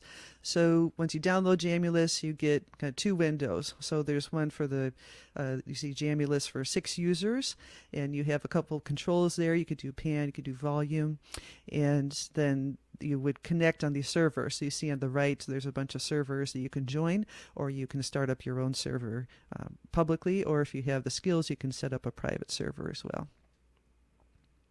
And Sonobus, these are images that you will get with the Sonobus software. So on the left, that's more of the mobile device image. And so you'll see here, you have controls also here for your volume levels, and you can also do some panning. It's not shown here in this image, but again, yes, Sonobus has become really well known for good audio quality. Okay, so let me go on here. So scenarios for use. So Jamulus works for large groups, right, due to the usage of public and private servers, and known for working on low bandwidth user internet. And also, I mentioned a unique compatibility with Windows machines. So you may notice across some of these softwares, Windows can be hit or miss at times. And so Jamulus is definitely known to work on Windows machines. Sonobus, again, works for small groups since the connections are peer-to-peer. So there is no public or private server, so to speak. They are using a conniption servers, but they don't, all the bandwidth and CPU usage is shouldered by the user. So Sonobus quality depends on the user's CPU and the bandwidth, and the GUI is very easy to use and features built-in recording, which is also notable. And that's been a big attraction of using Sonobus is the ease of use of the GUI. So both softwares are in use for rehearsing and jamming. Since quality, latency, and compatibility of the softwares vary across user setups, they are utilized for performance in specific projects. So definitely recommend testing these softwares in your project to determine the best usage, because as we found, the results will vary depending on user setups and internet and what we may call internet weather. Right? Signals may vary from day to day. So if you're looking to use these softwares, they try them out first and test them and see what use you may be able to have with them. Okay, and resources for learning and training. So there's a Jamulus community knowledge base and also a Facebook group. Sonobus has a users group and a Facebook group. And now NetArts has a kind of broad network arts training program, and you can check out the link there for more information. Fantastic. Thank you to all of our panelists. That was a lot of information. The really good news here is we're recording all of this. All of these recordings, PowerPoint slides will be available after the workshop. A couple of questions have come up in the chat window about how to do multiple cameras with some of these applications in OBS. And I wanted to point out that tomorrow we have a session on how to stream and record an event that will be covering the use of OBS with some of these mixed applications. And I think what I am going to recommend is, since we really don't have time for meaningful Q&A, let's take a 4-minute bio break and come back at the top of the hour, and we will start our next panel, the Advanced Networking Technology Overview, which is all of the tools that have been developed, the ongoing R&D in the tool set that requires our advanced networking infrastructure. Thank you again to all of our panelists, and we will see you in now 3 minutes, top of the hour.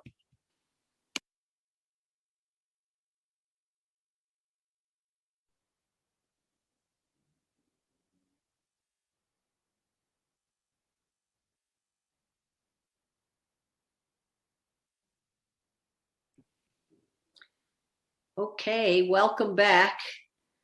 We don't need quite as long for our breaks since all of us are in our homes. This next panel, and I think I will introduce everybody now, but then we'll work our way through. These colleagues are the people working on the development of the advanced networking tools, or are very skilled at using advanced networking tools. Claudio Alocchio, we've heard from GAR, Senior Technical Officer at the Italian NREN. He's also the lead of the LOLA Development Project, which will be very relevant today. Milos Liska, I guess you can wave Milos, is a researcher and senior developer of UltraGrid at CESNET, which is the Czech Education and Scientific Network. Maria Isabel Gandia Carriedo is the head of communications and also a network engineer at the Consortium for University Services in Catalonia. And finally, Sven Ubik is the head of research technologies for network applications, also at CESNET, the Czech Education and Scientific Network. And then finally, Martin Frojdo is project manager at the Nordic Center for Digital Presence, and he joins us from the Åland Islands today. So all of these colleagues, anybody who has been coming to the Network Performing Arts Production workshops knows each and every one of these colleagues for their incredible expertise and the generosity of their time developing these freely available, really advanced tools Let's start with Claudio and learn about what the latest is with Lola. Thank you, Anne. This time I only have one presentation, so it's easier. I cannot miss it. So as you can notice, Lola does not have a logo. If you want to propose one, we can then adopt it, but we don't have one yet. So what is Lola? Well, Lola is not, as a previous tool that we mentioned before, is not something that you can use on broadband phone connections, because it has been designed to work specifically on the very high speed and performing network which are provided for results in education. Of course, we are trying to use it also on other networks, where I will refer you some experiments. Sometimes it works, sometimes it doesn't. But the ideal behind it is that it does use the most that it can out of a very high-end network service. So it has been developed by the Conservatorio Tartini in Trieste together with us at CAR. And now there is a swing project which is doing a lot of development in it, because it is using Lola just to go into the daily life of teacher and student into their institutions. They use it for teaching, they use it for learning, and then they feedback the information and the pro and the cons that they find to the developers, and then we try to make them better and to apply them and to make Lola better at all. So from the hardware point of view, it requires a Windows PC, a very high-end one with some specialized hardware. It requires, as I said, a very high-end network service, usually the results in education network. It is for free for any no-profit use. So in practice, all the education community use it for free. Of course, if you want to use it for a commercial use, then you have to talk to us and to discuss about the contribution to the project. It is peer-to-peer. This is a fundamental difference to many others. Lola talks one server to another server, but there is no server in the middle. So you talk directly to everybody. And because of this, we limited its ability to connect to 3 sites only for the moment. In practice, Lola can connect even to 7 or 8 or 10 sites, but what you get out of it is that in that case, you need a network that it is beyond something which any educational institution can afford now. So we want to make it limited, because this way you can run it. When the network will be better and bigger also for educational institution, we will be able to run it 10 sites and so on, not for the moment. What is coming out of it in the future? Well, it will have some control on quality of service, because all the tools that we had before do have a control of quality of service, while Lola is relying on the fact that the educational network has so wide in bandwidth and services that they don't need quality of service. But in some cases that we see that we need it.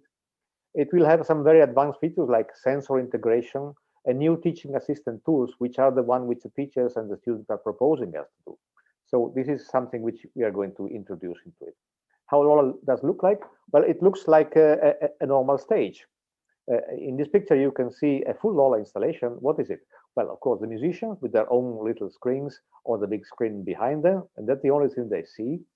And then you have the cameras. Here you have 2 cameras on the 2 tripods. The cameras are so small that you don't even see them in the photograph. You have the microphone. And of course, you have the audio engineer if you want to deliver a very good audio in and out of the other end. You need an audio engineer which is able to control the audio gear in a relevant way, of course. What do you need? Well, there is a full list there at the link that you can see in the project website. Normally, what you get is a high-end gaming PC with a good processor, a number of big cores, a professional audio system, a full professional audio gear, of course, because you remember the saying of any audio engineer: garbage in, garbage out. So if you put bad sound into a perfect system like Lola, you get a bad sound out of it. So you need a professional audio gear, and you need to be able to use it. And it uses very, very fast machine vision specialized camera. Lola can do up to 90 frames per second, for example. And you might not understand why this is important, but it is important because, for example, if you are dancing or if you are playing the violin, you need to see the bow moving. And if you don't have 90 frames per second, you don't see it. You just see the shadow of it. Of course, it requires a lot on the network. It requires at least 100 megabits per second upload and download, which is the most impossible obstacle because of which you cannot run Lola at home, because nobody at home can have a 100 megabit guaranteed upload at the moment. It has a very good advantage It has very low latency. It is less than 5 milliseconds processing time. And it requires a guaranteed bandwidth network, and the network latency must be less than 1 millisecond every 100 kilometers. We are also developing a less demanding version of it, but of course the home network, the poor quality of the home network are still the important problem that we cannot go beyond. LoLa is built for performing arts. LoLa was invented for performing arts. So at the moment it can run with up to 4 video cameras, which is enabling the teacher or the musician to see each other in a different viewpoints. It has multiple video monitors. You can add as many monitors as you want. And the audio is a very important part of it. Now it has 10 uncompressed audio channels, 44 or 48 kilohertz sampling. It will have very soon 20 uncompressed audio channels. So it will enable you also to do full surround sound or ambisonic sound as well. It has many tools to fine-tune the audio and the video in a way that you need. I already said it is very low latency, 5 milliseconds in all, while everything else that we talked about, it is at least 40 to 50 milliseconds, most fast ones. It has a lifetime recording at the moment, and it will have a lifetime playback, which is also very important for teaching, because you can watch yourself after a few seconds that you did something on stage. And the teacher can help you in understanding what you did okay or what you did wrong, because you can see yourself back. So it's a sort of like you have on a football match. You can watch again what happened, and the referee can decide it was a fault or not. It has no echo at all. We made the test between Europe and Sydney. There is no way to make an echo on LoLa, which is incredible because it is so fast that you only get the reverberation. So it does not need any echo control tool because there is no echo. And the console is completely separate from the user interface. The console, you see it here on the right, is very, very simple, but the users, the teacher and the student, don't even see it. So that they don't have to go into it. When you run LoLa on stage, you don't see it because it is designed not to be seen. You just see the orchestra and the soloist, and that's it. Because LoLa is completely hidden. You don't even see the camera because it's so small that you don't notice it in the middle of the orchestra. But that's the intention. It's a technology which must disappear. Again, to the comparison of the spectrogram, well, LoLa is uncompressed audio by definition, so it keeps what you get into the system, you get out of the other side. So there's no discussion. I mean, you get 10 channels as they are. No artifact, nothing at all. What do you use it? Well, it has a different scope, of course, because it has been designed for a different scope. It is teaching from and to institution where good network connections are available. You do master classes, you do auditions, of course. It's very important for auditions because in that way, you can really get the full sound of for example, of a group, of a quartet, because every member of the quartet can send his own audio channel to the other side. So, for example, the auditors can decide, the violin is not good, while the other three are very good, and things like this. You can do live performances, concerts, and so on. You can even do remote productions. There is an activity which is running in LoLa, which allows you to produce, for example, to produce a record being distributed all over the world, because you can really do it live with the low latency that you have. Because the artists can act and play together in real time. It also created a possibility which nobody had thought before March 2020. Well, it permits distancing for ensemble music inside the same institution. Somebody decided to use LoLa inside the campus because in this way they can, for example, put the trumpets into a single room and the rest of the orchestra somewhere else. So they are at a distance and they can play together even if they are the same orchestra, but they don't take any COVID risk because the trumpets are there alone, far away from everybody else. So new invention happened with necessity and so on. The other good thing of LoLa and all the other system that we're going to see later in this afternoon is that they can interwork together very, very well.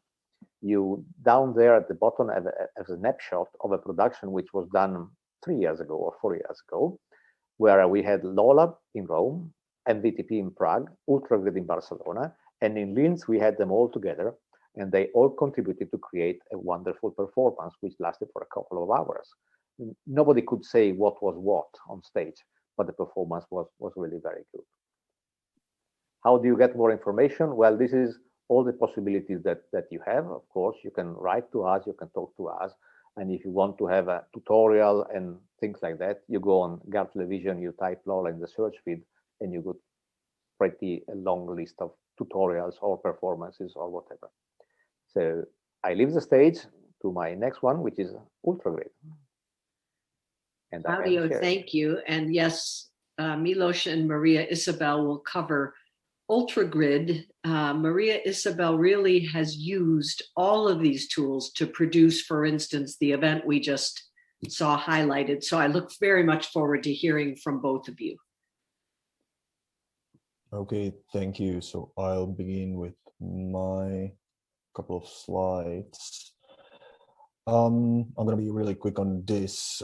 I've seen a number of familiar faces here, but nevertheless, I'm gonna sum up what UltraGrid is and how it can be used, and I'm gonna mix it with some recent developments and what we've learned during the COVID pandemic. So basically, UltraGrid is a software platform for very high quality video and audio transmissions, and very high quality means up to 8K video. We can do even 360 video right now. We can do 3D and whatnot.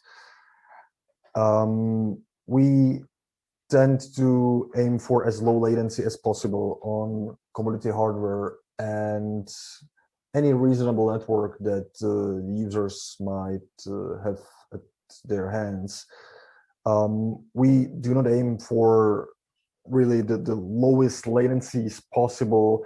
We aim for rather, let's say, reliability on what hardware and what network is available.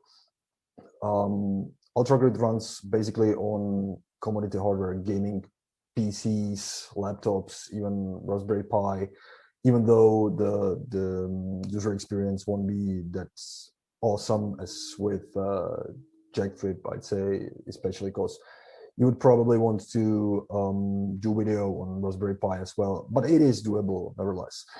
So UltraGrid basically runs on Linux, Windows, macOS platforms. You can use basically any video hardware you might have on your hands. Commodity video capture cards, Blackmagics and whatnot, webcams, Xenia cameras. Some of those webcams are really good, I'd say. UltraGrid is mostly used with commodity sound cards, mostly like USB sound cards these days. We do not officially support SEO, though, mostly because of licensing issues and because of the fact that UltraGrid is open source. I'm gonna get to that a bit later. UltraGrid supports NVIDIA's and Intel GPUs to do quite a lot of accelerations on those.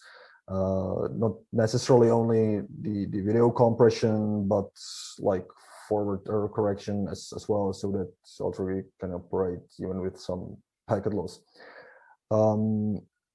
UltraGrid is provided as a real Swiss Army knife, so you can do plethora of different audio and video compressions depending on what you need to do and what resources and network you have available. Getting back to the network, so basically even a couple of megabits per second on ADSL can do with, let's say, lower quality, and of course the latency is going to be what's provided by ADSL. But if you get like 5 megabits per second of upload, you can probably do something with UltraGrid. We have been obviously getting quite some attention during the COVID crisis, and some users came back to us wanting to deploy UltraGrid at homes, and the obvious obstacle was firewalls and NAT support. We do have NAT support in development right now. So currently, NAT can be basically traversed manually by fiddling with IP addresses and ports with UltraGrid. Our goal is obviously to have automated natural solution built into UltraGrid. UltraGrid has always been like mostly point-to-point, basically peer-to-peer model, point-to-point and point-to multi-point transmissions based on this peer-to-peer model.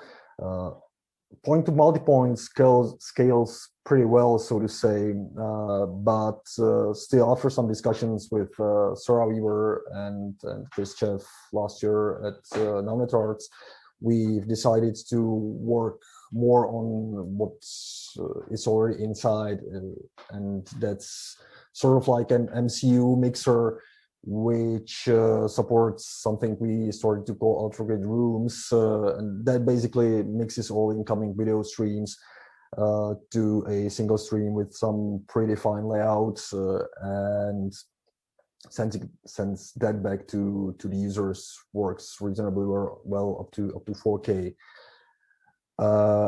And so based on this, we want to shift a bit towards this more usual client and server model, and then connecting to, so to say, central hub, rather than connecting different instances of UltraGrid with each other.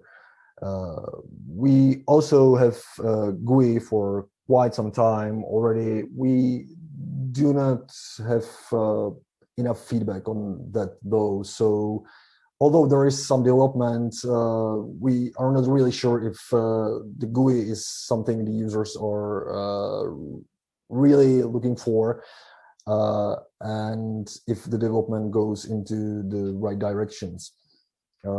As I've already mentioned, UltraGrid is open source based on BSD and GPL licenses. There are our two primary ways how to get UltraGrid. And there is quite a nice community around UltraGrid, and the community is still growing. We already have quite nice technical community on GitHub, mostly technical, so we are not the only ones who are replying to technical questions right now. There is also this list down here on this page available for the users. And well, now I'm just skip to the end of my presentation and give floor to Maria Isabel, who will tour you of the UltraGrid deployment examples, I guess.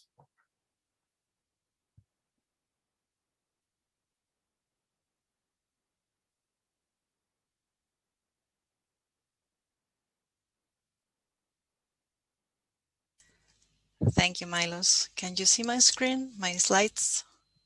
Yes. Yes, definitely. Okay, thank you. Well, thanks. In fact, I'm not a developer. I'm just a user of UltraGrid, and as Anne said at the beginning, we have participated in several performances. I work in a consortium of services for the universities. One of the services we offer is the network, the Research and Education Network for the institutions in Catalonia. Another non-official service we offer that it's completely unofficial is that we help them if they want to do this kind of network performances. Some examples we have are, for instance, Por Mundo Safeto, the specified project Near in the Distance with Aconet and Renate in 2013, 15, and 17. Similarities with Konik and Jana Viterova. I wish I would done that as well, Under the Stars with Chestnut, A Short Journey into Folded Space with Studio Visco. So we have many institutions, the Opera House, the Museum of Contemporary Arts, the University, and Institute of the Theater, like an ecosystem in Barcelona. It's a very creative city, and we have used several tools to do these performances. But of this that I show here, there are some things in common. What do they have in common in this case? Well, in all these cases, we have a laptop here, and as you can see, it's not the wheel, Milos, it's just the command line. We have laptops with UltraGrid on them. So we have the wonderful dancers that you see when you have this performance peer-to-peer from one side to another, but in the backstage, there is UltraGrid. We use UltraGrid usually for performances that involve dancers and where the high quality video is very important and the low latency is also important. We use it to dance together, and the latency is not so important as for music, because for contemporary dance, it's fine. If there is 40 milliseconds, it's completely fine. We have used it uncompressed, compressed in all the situations you can imagine. We have used it many times and it's reliable. That's important for us. And it comes from the research and education world, which is also where we belong. So that's also important. Why do we use it too? Because the resolution is very good. I mean, this is an image from near in the distance too, and you can even count the wrinkles of the person at the other side of the screen. And this is a very big screen. This is like a cinema screen. It's not just a home screen. In this case, it was a 22 square meter screen. I think in yards, it's 26 square yards, if I did the translation well. This means that we were fulfilling the whole the screen with the image from UltraGrid. And we have also used it with other bandwidths. Depending on the bandwidth you have or the bandwidth you can use, the latency, of course, will be higher or lower. If you have a lot of bandwidth, you can use uncompressed video and the latency is very low. If you have less bandwidth, then you will have more flavors of compression that you can use that will affect your latency. But anyway, you still can do amazing things in network performances. And another point about research and education networks is that as we use high performance networks, we can also use the network technology to improve the results. In this case, with UltraGrid, we had problems when my hand was moving, then we lost the image. But if you have a good network, you can use the benefits of working with research and education networks. So we were using uncompressed video. We changed the packet size. We changed to jumbo frames, and with jumbo frames, everything was good. And last but not least, of course, it's a great team behind.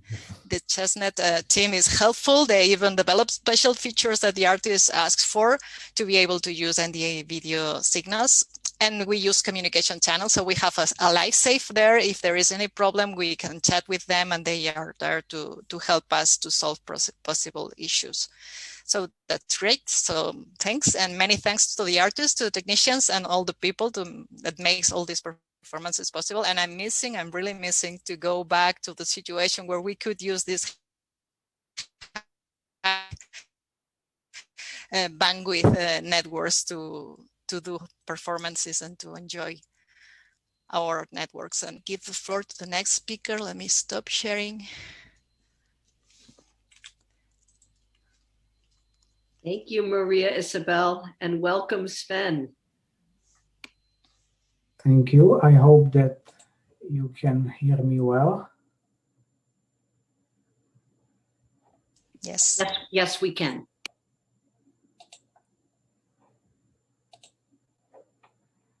And hopefully you'll see my slides as well.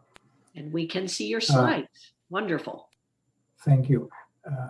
I would like to give you an update about our technology based on programmable hardware for distributed performances. As a reminder, what are the most common technical requirements for distance collaboration in performing arts over a computer network? First, very low latency audio and video transmission. Since we can't remove the network propagation delay, we need to minimize the addition delay in transmission and other equipment. Second, for a great experience for the audience, we also need high quality video, preferably from multiple cameras, which can be panned and zoomed live. And finally, we need to blend the local and remote audio and video such that they create one common environment as much as possible. To satisfy these requirements, over the past several years, we have developed devices for very low latency audio and video transmissions using programmable gate arrays or FPGAs. Programming, in this case, organizes elementary hardware components to create a circuit designed specifically for audio-visual transmissions. The result is then a true real-time system with very small and constant latency and also high power efficiency. This in turn allows us to make the devices small and with passive cooling. The main advantages of the current device that we call NPAPW can also be described by 3 ones. It adds 1 millisecond of latency for both audio and video, including video compression and decompression. We think that it's the smallest latency currently available. Of course, video needs some bandwidth, but if you need just audio, you can turn off video, and for little bandwidth, you still get 1 millisecond audio latency. Then it's one piece of hardware. You don't need to configure any PC, cards, drivers, and so on. And one page of quick start guide is enough to start using the device and make a transmission. An important feature of NPAPW is that it provides high quality video, actually better than high definition television, with visually lossless video codec. Very good professional cameras with latency as small as 4 milliseconds are now available with SDI or HDMI interfaces, and they provide much better video quality than a USB camera, and that's why we prefer SDI or HDMI cameras. The device is fanless, completely quiet, and the cost is comparable to a higher-end PC with cards inside. I have a short sample recording for you from 2 events. The first event was a concert, a tribute to the brave. The concert was organized in association with awarding the Václav Havel Prize for Human Rights. The concert connected together musicians and audiences in 2 cities of Prague and Bratislava. And to make the experience for audience more interesting, we used multiple cameras on each side. 3 live edits from these cameras were made, one for the audience in Prague, one for the audience in Bratislava, and one for the audience of the internet TV broadcast. The second sample will be from a concert that connected 2 music festivals, the Prague Clarinet Days and the International Summer Academy in Vienna. Vlastimil Mareš played clarinet in Prague with a string quartet in Vienna. We did not do any video editing in post-production for this concert, so the video that you will see is right from the NPAPW network transmission.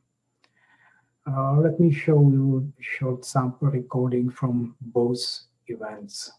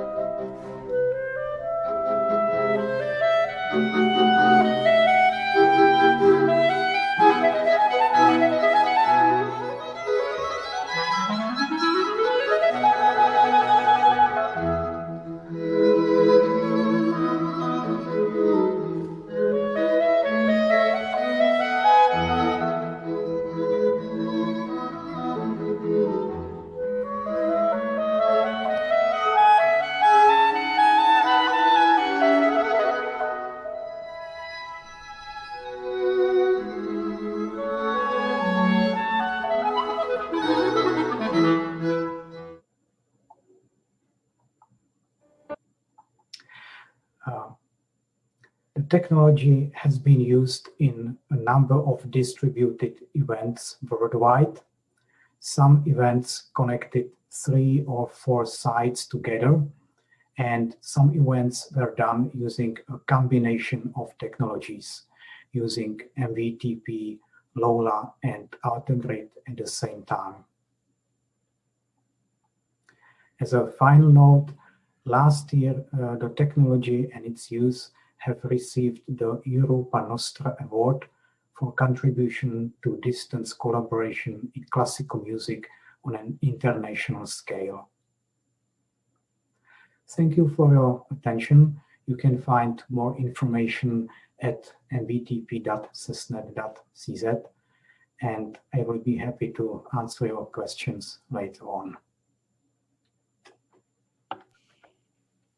Thank you so much, Sven.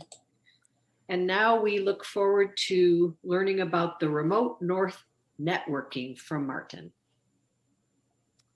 Well, all right. Let's see.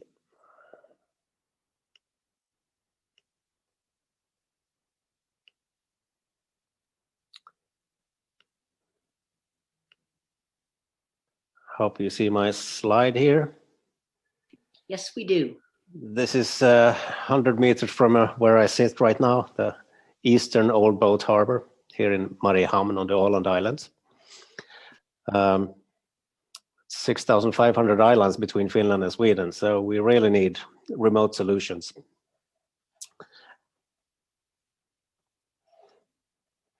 So let's see.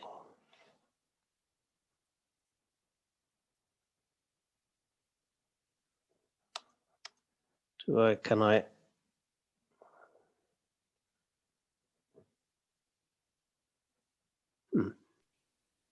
We know this worked yesterday, so it will. Yeah, it seems to be slow. I think that's the thing.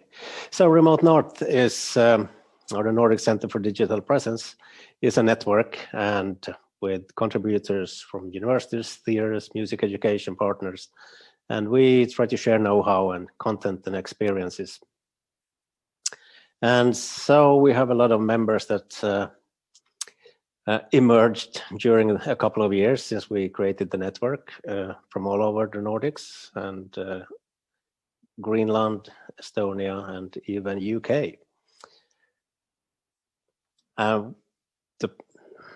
The problem we tried to solve here on the Åland Islands was that the students became too good for the teachers at the Musical Institute, and we had to ship teachers from the Philharmonics in Stockholm. And so thanks to the government funding, we created these remote stations and a solution with very low latency. But our working method is kind of content agnostic. So now we have been contacted by the mining industry who wants to maybe use it for remote controlling mining machines or processes and stuff like that. But let's take a look at what it looks like when we are playing around with this.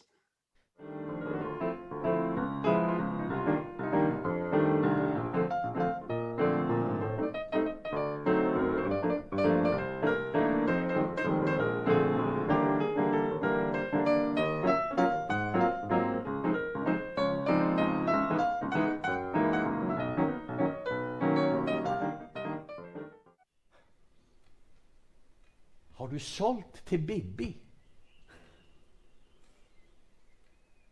Är det du har gjort? Bibi har alltid älskat den här gården. Har du sålt till min före detta fru?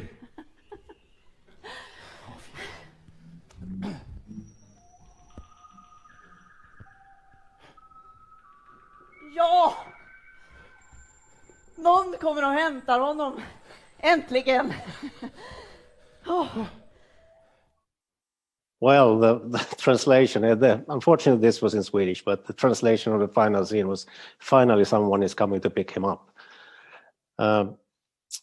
So we have been working now to connect the Nordic countries. So we started in the south in Finland and Sweden and Norway, and both with equipment and wavelength connections. And now we are working on the mid-section of the Nordics, as you can see here. So we are finalizing a feasibility study in the region of Western Norrland. And there are some finds that I will talk about. You might remember from the conference in Prague that the National Touring Theatre of Sweden, they were planning a play, and the screenwriting is ongoing right now, and we're testing different screens and projections and projectors, cameras, and to connect theater in Trondheim in Norway, theater in Sundsvall in Sweden, and then in Karleby in Österbotten in Finland, and with actors on each stage who will play together with audiences in each location. So we found that working with several partners in the region is the easiest way for us to establish the culture net, as we call it. So normally we pull up with Riksteatern and a university, of course Stockholm College of Music Education, because we see that on a daily basis the culture schools in Sweden and Finland and Norway can use this. And some of these schools, the teachers travel 80 hours per week. So they have 2 teachers traveling all the time, every day, every week. And these could actually be working by remote instead. And how we are solving to create low latency video and audio is that we do not compress the signals. Instead, we use available bandwidth, and this capacity has increased for the latest 20 years, 1,000-fold. And so we have sound mixers and cameras and screens, as you can see in this picture above here, that the students use, and they come into the Music Institute, switch on the equipment and play with the teacher in Stockholm, for instance, and then afterwards, that's the whole user interface that we use.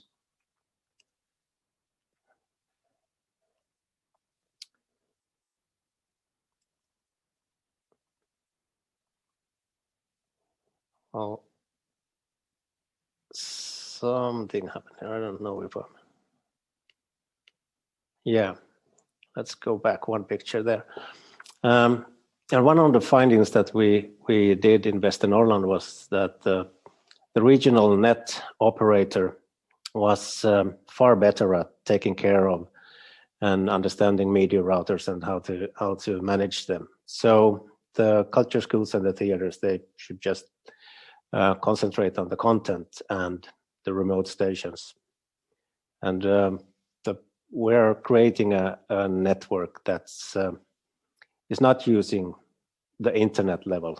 So it's tunnels under that. So it's a proprietary network with core nodes that can take care of 60 locations simultaneously. And all the remote, and in this way we can guarantee 10 gigabit connections to every remote location in northern Sweden and Åland and Finland.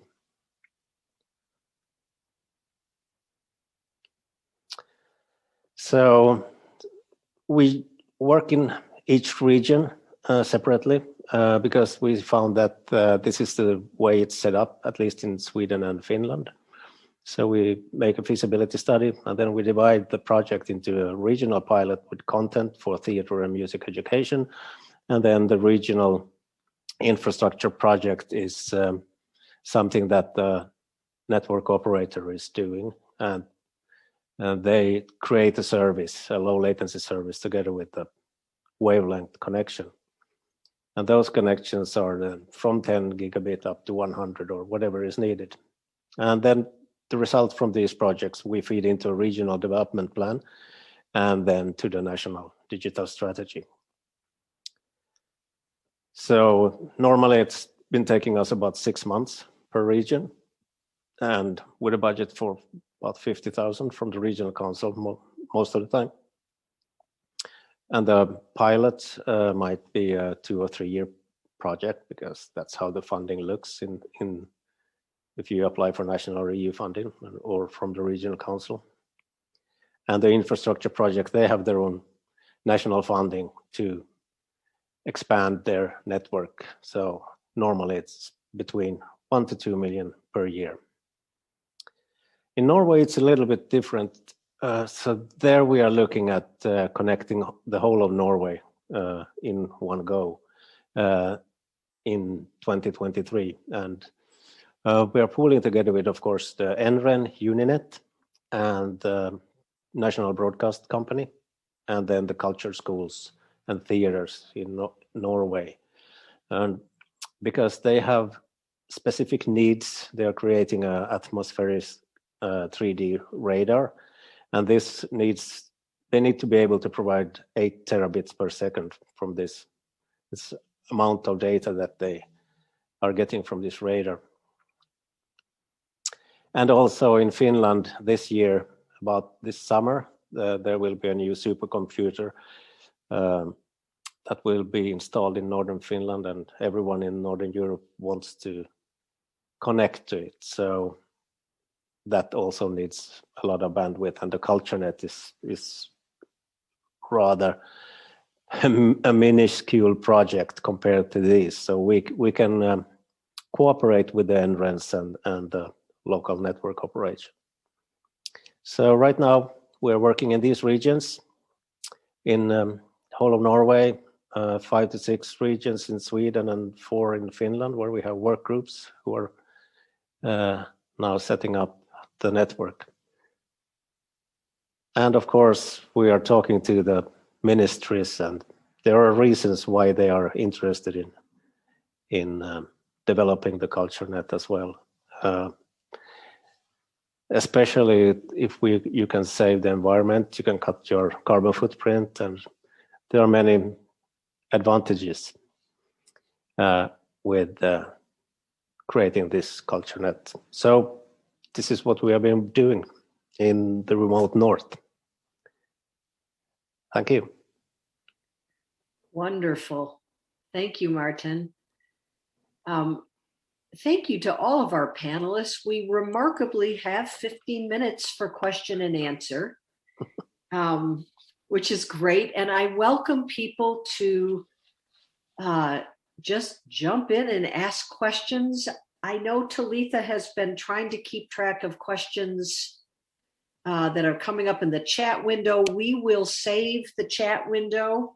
So Kelly and Talitha and I will be able to find all the unanswered questions. But in the meantime, while we have this incredible panel of experts, do people have questions for them?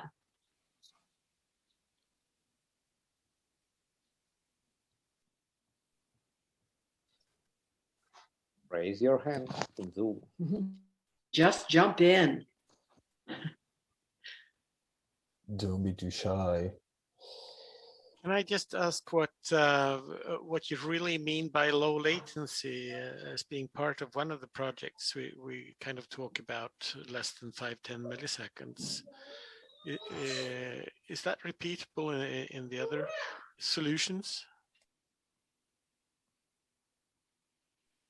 Well, maybe I can try to give a spectrum of what does low latency mean. I mean, when you try, for example, to play classical music together, the round trip time, so go and come back latency must not be more than 40-45 milliseconds if you want to play in comfort without any adaptation and so on. And that is all together, of course, the equipment, the devices, the software, the hardware, and the network all together. Of course, if you play a different style of music or if you dance, the latency can go very high up. And if you are a trained musician, for example, if you play in an orchestra, you know very well that the last row of the orchestra must play in advance because otherwise they are late. So a trained musician can do it, even at 60 or 70 milliseconds and so on. So this is the range for music, of course. For dance, it's completely different. You can go 50 or 100 milliseconds and it still works. and because the need for that is different stuff. Normally, so this is the range of latency that you try to talk about. When you talk about MVTP or ROLA, you really talk about a few milliseconds, less than 5, inside the encoding and decoding devices plus network. That's the minimal. Then you go up to different solution. Then you go probably not more than 100 milliseconds in the worst case on advanced network, end to end. So when you go home, then you have a problem, of course. So you agree that when we're at the 10 milliseconds return ping time, it's okay for the kids, as we state. Yes, it's very okay. It's wonderful, not very okay. I see Renata raised your hand.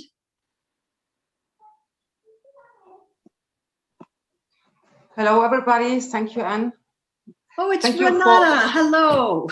Hi. I just see you now who it is. One of our other incredible producers of multi-site performance events. Welcome. Thank you. But it's really interesting. I think I'm very happy to join the webinar, because I think it's very important to make a really differentiation with all the technologies which are there, which are simply you can use from home, and once you need really high bandwidth, I think it's necessary also in educating the people, because that was always a lack we had. And I also experienced in Austria that I always wanted to do the advanced stuff, but finally you see the normal artists and people and students, you really have to go, you start from the other side and build all the technology around their needs. And I talked to a lot of people, and I think it's a very nice way to explain the different technologies that I or wanted to say, and a lot of thanks to all the people who introduced the technologies. Thank you. Renata will very likely be involved in one of the upcoming webinars as we try to pick topics that we'll focus on throughout the rest of this year.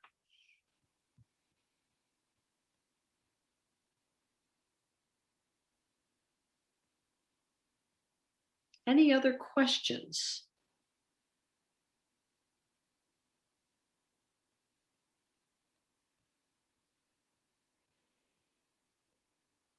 If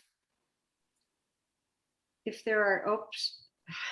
Even if you have question on the previous session, which we did not have time, of course. Yes, that's a great idea, Claudio, because we had a lot and we ran out of time.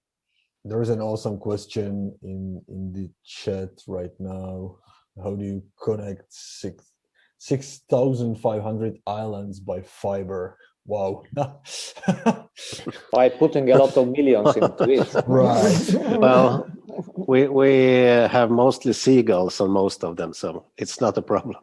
But on the islands that we have people living on, we have fiber to all the islands, and the cost for 10 gigabit per second connections that we in the region of Western Ireland is now about 75 euros per month. So if you're a musician, it's not impossible to live somewhere remotely and still play with an orchestra somewhere in an urban center. So the cost for connections and high speed has gone down quite a lot lately, just the last 5 years over here. And I guess this will also happen everywhere else, I guess, with wavelength multiplexing. If I can add to it, I hope that it will happen, of course, because as you know, in the metropolitan areas where it could happen, because there are fibers everywhere, it is still not happening because the market is not willing to do it. But I mean, things like our workshop and the need of the people to do it at home, hopefully will bring the break into the wall, into the rubber wall that we see from the commercial market. So the suggestion is, Let's go out there and say, you can do it on an island in Finland. I cannot do it in Milan. Why? And see what happens. Yeah, you're right. But I think also that in Stockholm now it costs about maybe 90 euros for a 10 gigabit connection. They are actually selling it occasionally for 60 euros. So, I mean, in that range, in a large city, well-fibered city with companies, let's call it naughty companies. They are making a lot of money for broadband all over Sweden. It's called Bahnhof. The guys delivering the 10 gig for between 60 and 90 euros, as long as you have fiber. And what we're quoting when we talk about the 75 euros is that you put it on top of your regular broadband connection. The 75 is for the extra 10 gigabit. That's impressive. Well, I'm still on HDSL, but I was around when T-Mobile wanted to connect the house we had our previous apartment in to fiber, and that's in Brno. That's not in Prague. I would say that still was sort of a disaster economically, I would say. So yeah, the question would be not how to connect 6,000 islands to fiber, but how to connect 6,000 homes, especially in villages, to fiber. So there is a comment, 2 questions I see in chat and 2 raised hands. So the one question in chat was about firewalls. And I'm sure any of our panelists can comment about firewalls and what to do about them. And so that is one question. The other comment was that 5G is also coming up fast in Finland. So this is from Matthias, that he pays 30 euros for 600 to 100 megabit connection with 5G. So that's an interesting development. Can somebody comment about firewalls, and then I'll go to the 2 participants who have raised their hands. Stevie is being very patient. We'll get to you. As for the firewalls, I would probably speak for Claudio and Sven as well. Just turn them off, please. That's what you can do with those.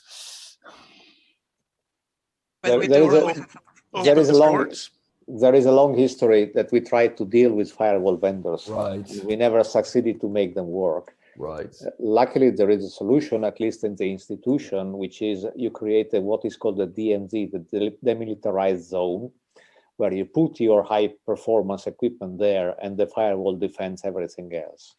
And that is the solution. I mean, so you bypass it. You just are out of it.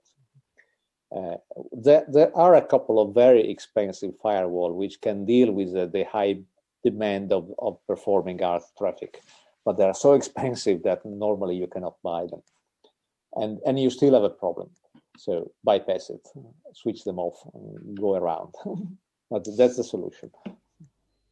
Yes, and in our case, we are not on the IP level, so we don't have to bother with firewalls. We are in a different you're at separated optical layer, so you forget about them. Exactly. Let's go to Stevie, who's been waiting for a bit here, and I'm sure has a question. Thank you very much. I would like to say thank you to the panel for a very informative presentations today, very interesting advancements in networking technology. I remember one of the panelists mentioned about having trumpets in a separate room, and if the pandemic continues and some restrictions are still in place in the future, from a production and performance environment, could the panel comment on how important local area network audio and video transmission will become in delivering cultural programs? Thank you. Well, I was the one who mentioned it because it came out of an idea which I didn't thought at all. I remember it was Johns Hopkins University, which came to me and said, I have a problem. I need to play trumpet and the orchestra, and nobody will want to stay with the trumpet. What should I do? And then I say, why don't you try Lola in 2 different rooms, 2 different studios? And normally on a local area network, you have bandwidth to do things like that. It's not an issue anymore. I mean, you have 10 gigabits very easily everywhere. So you just need to install equipments like LoRa or MVTP, and then you do it. And then fixes a lot of things. It also fixes production, of course, because you cannot travel. So you can really do it. So it is an unexpected development which works. So yes, and what I have found in a production environment is that we can use other spaces within a studio space to use other network terminals to transfer audio with zero latency across interfaces such as Sonobus, which I agree is a very elegant solution to audio streaming transmission. Or you can use Dante, for example, as well. Absolutely. It also works perfectly. Yeah. Yes. But Sonobus is free. Yeah, Dante you pay, yes. Thank you.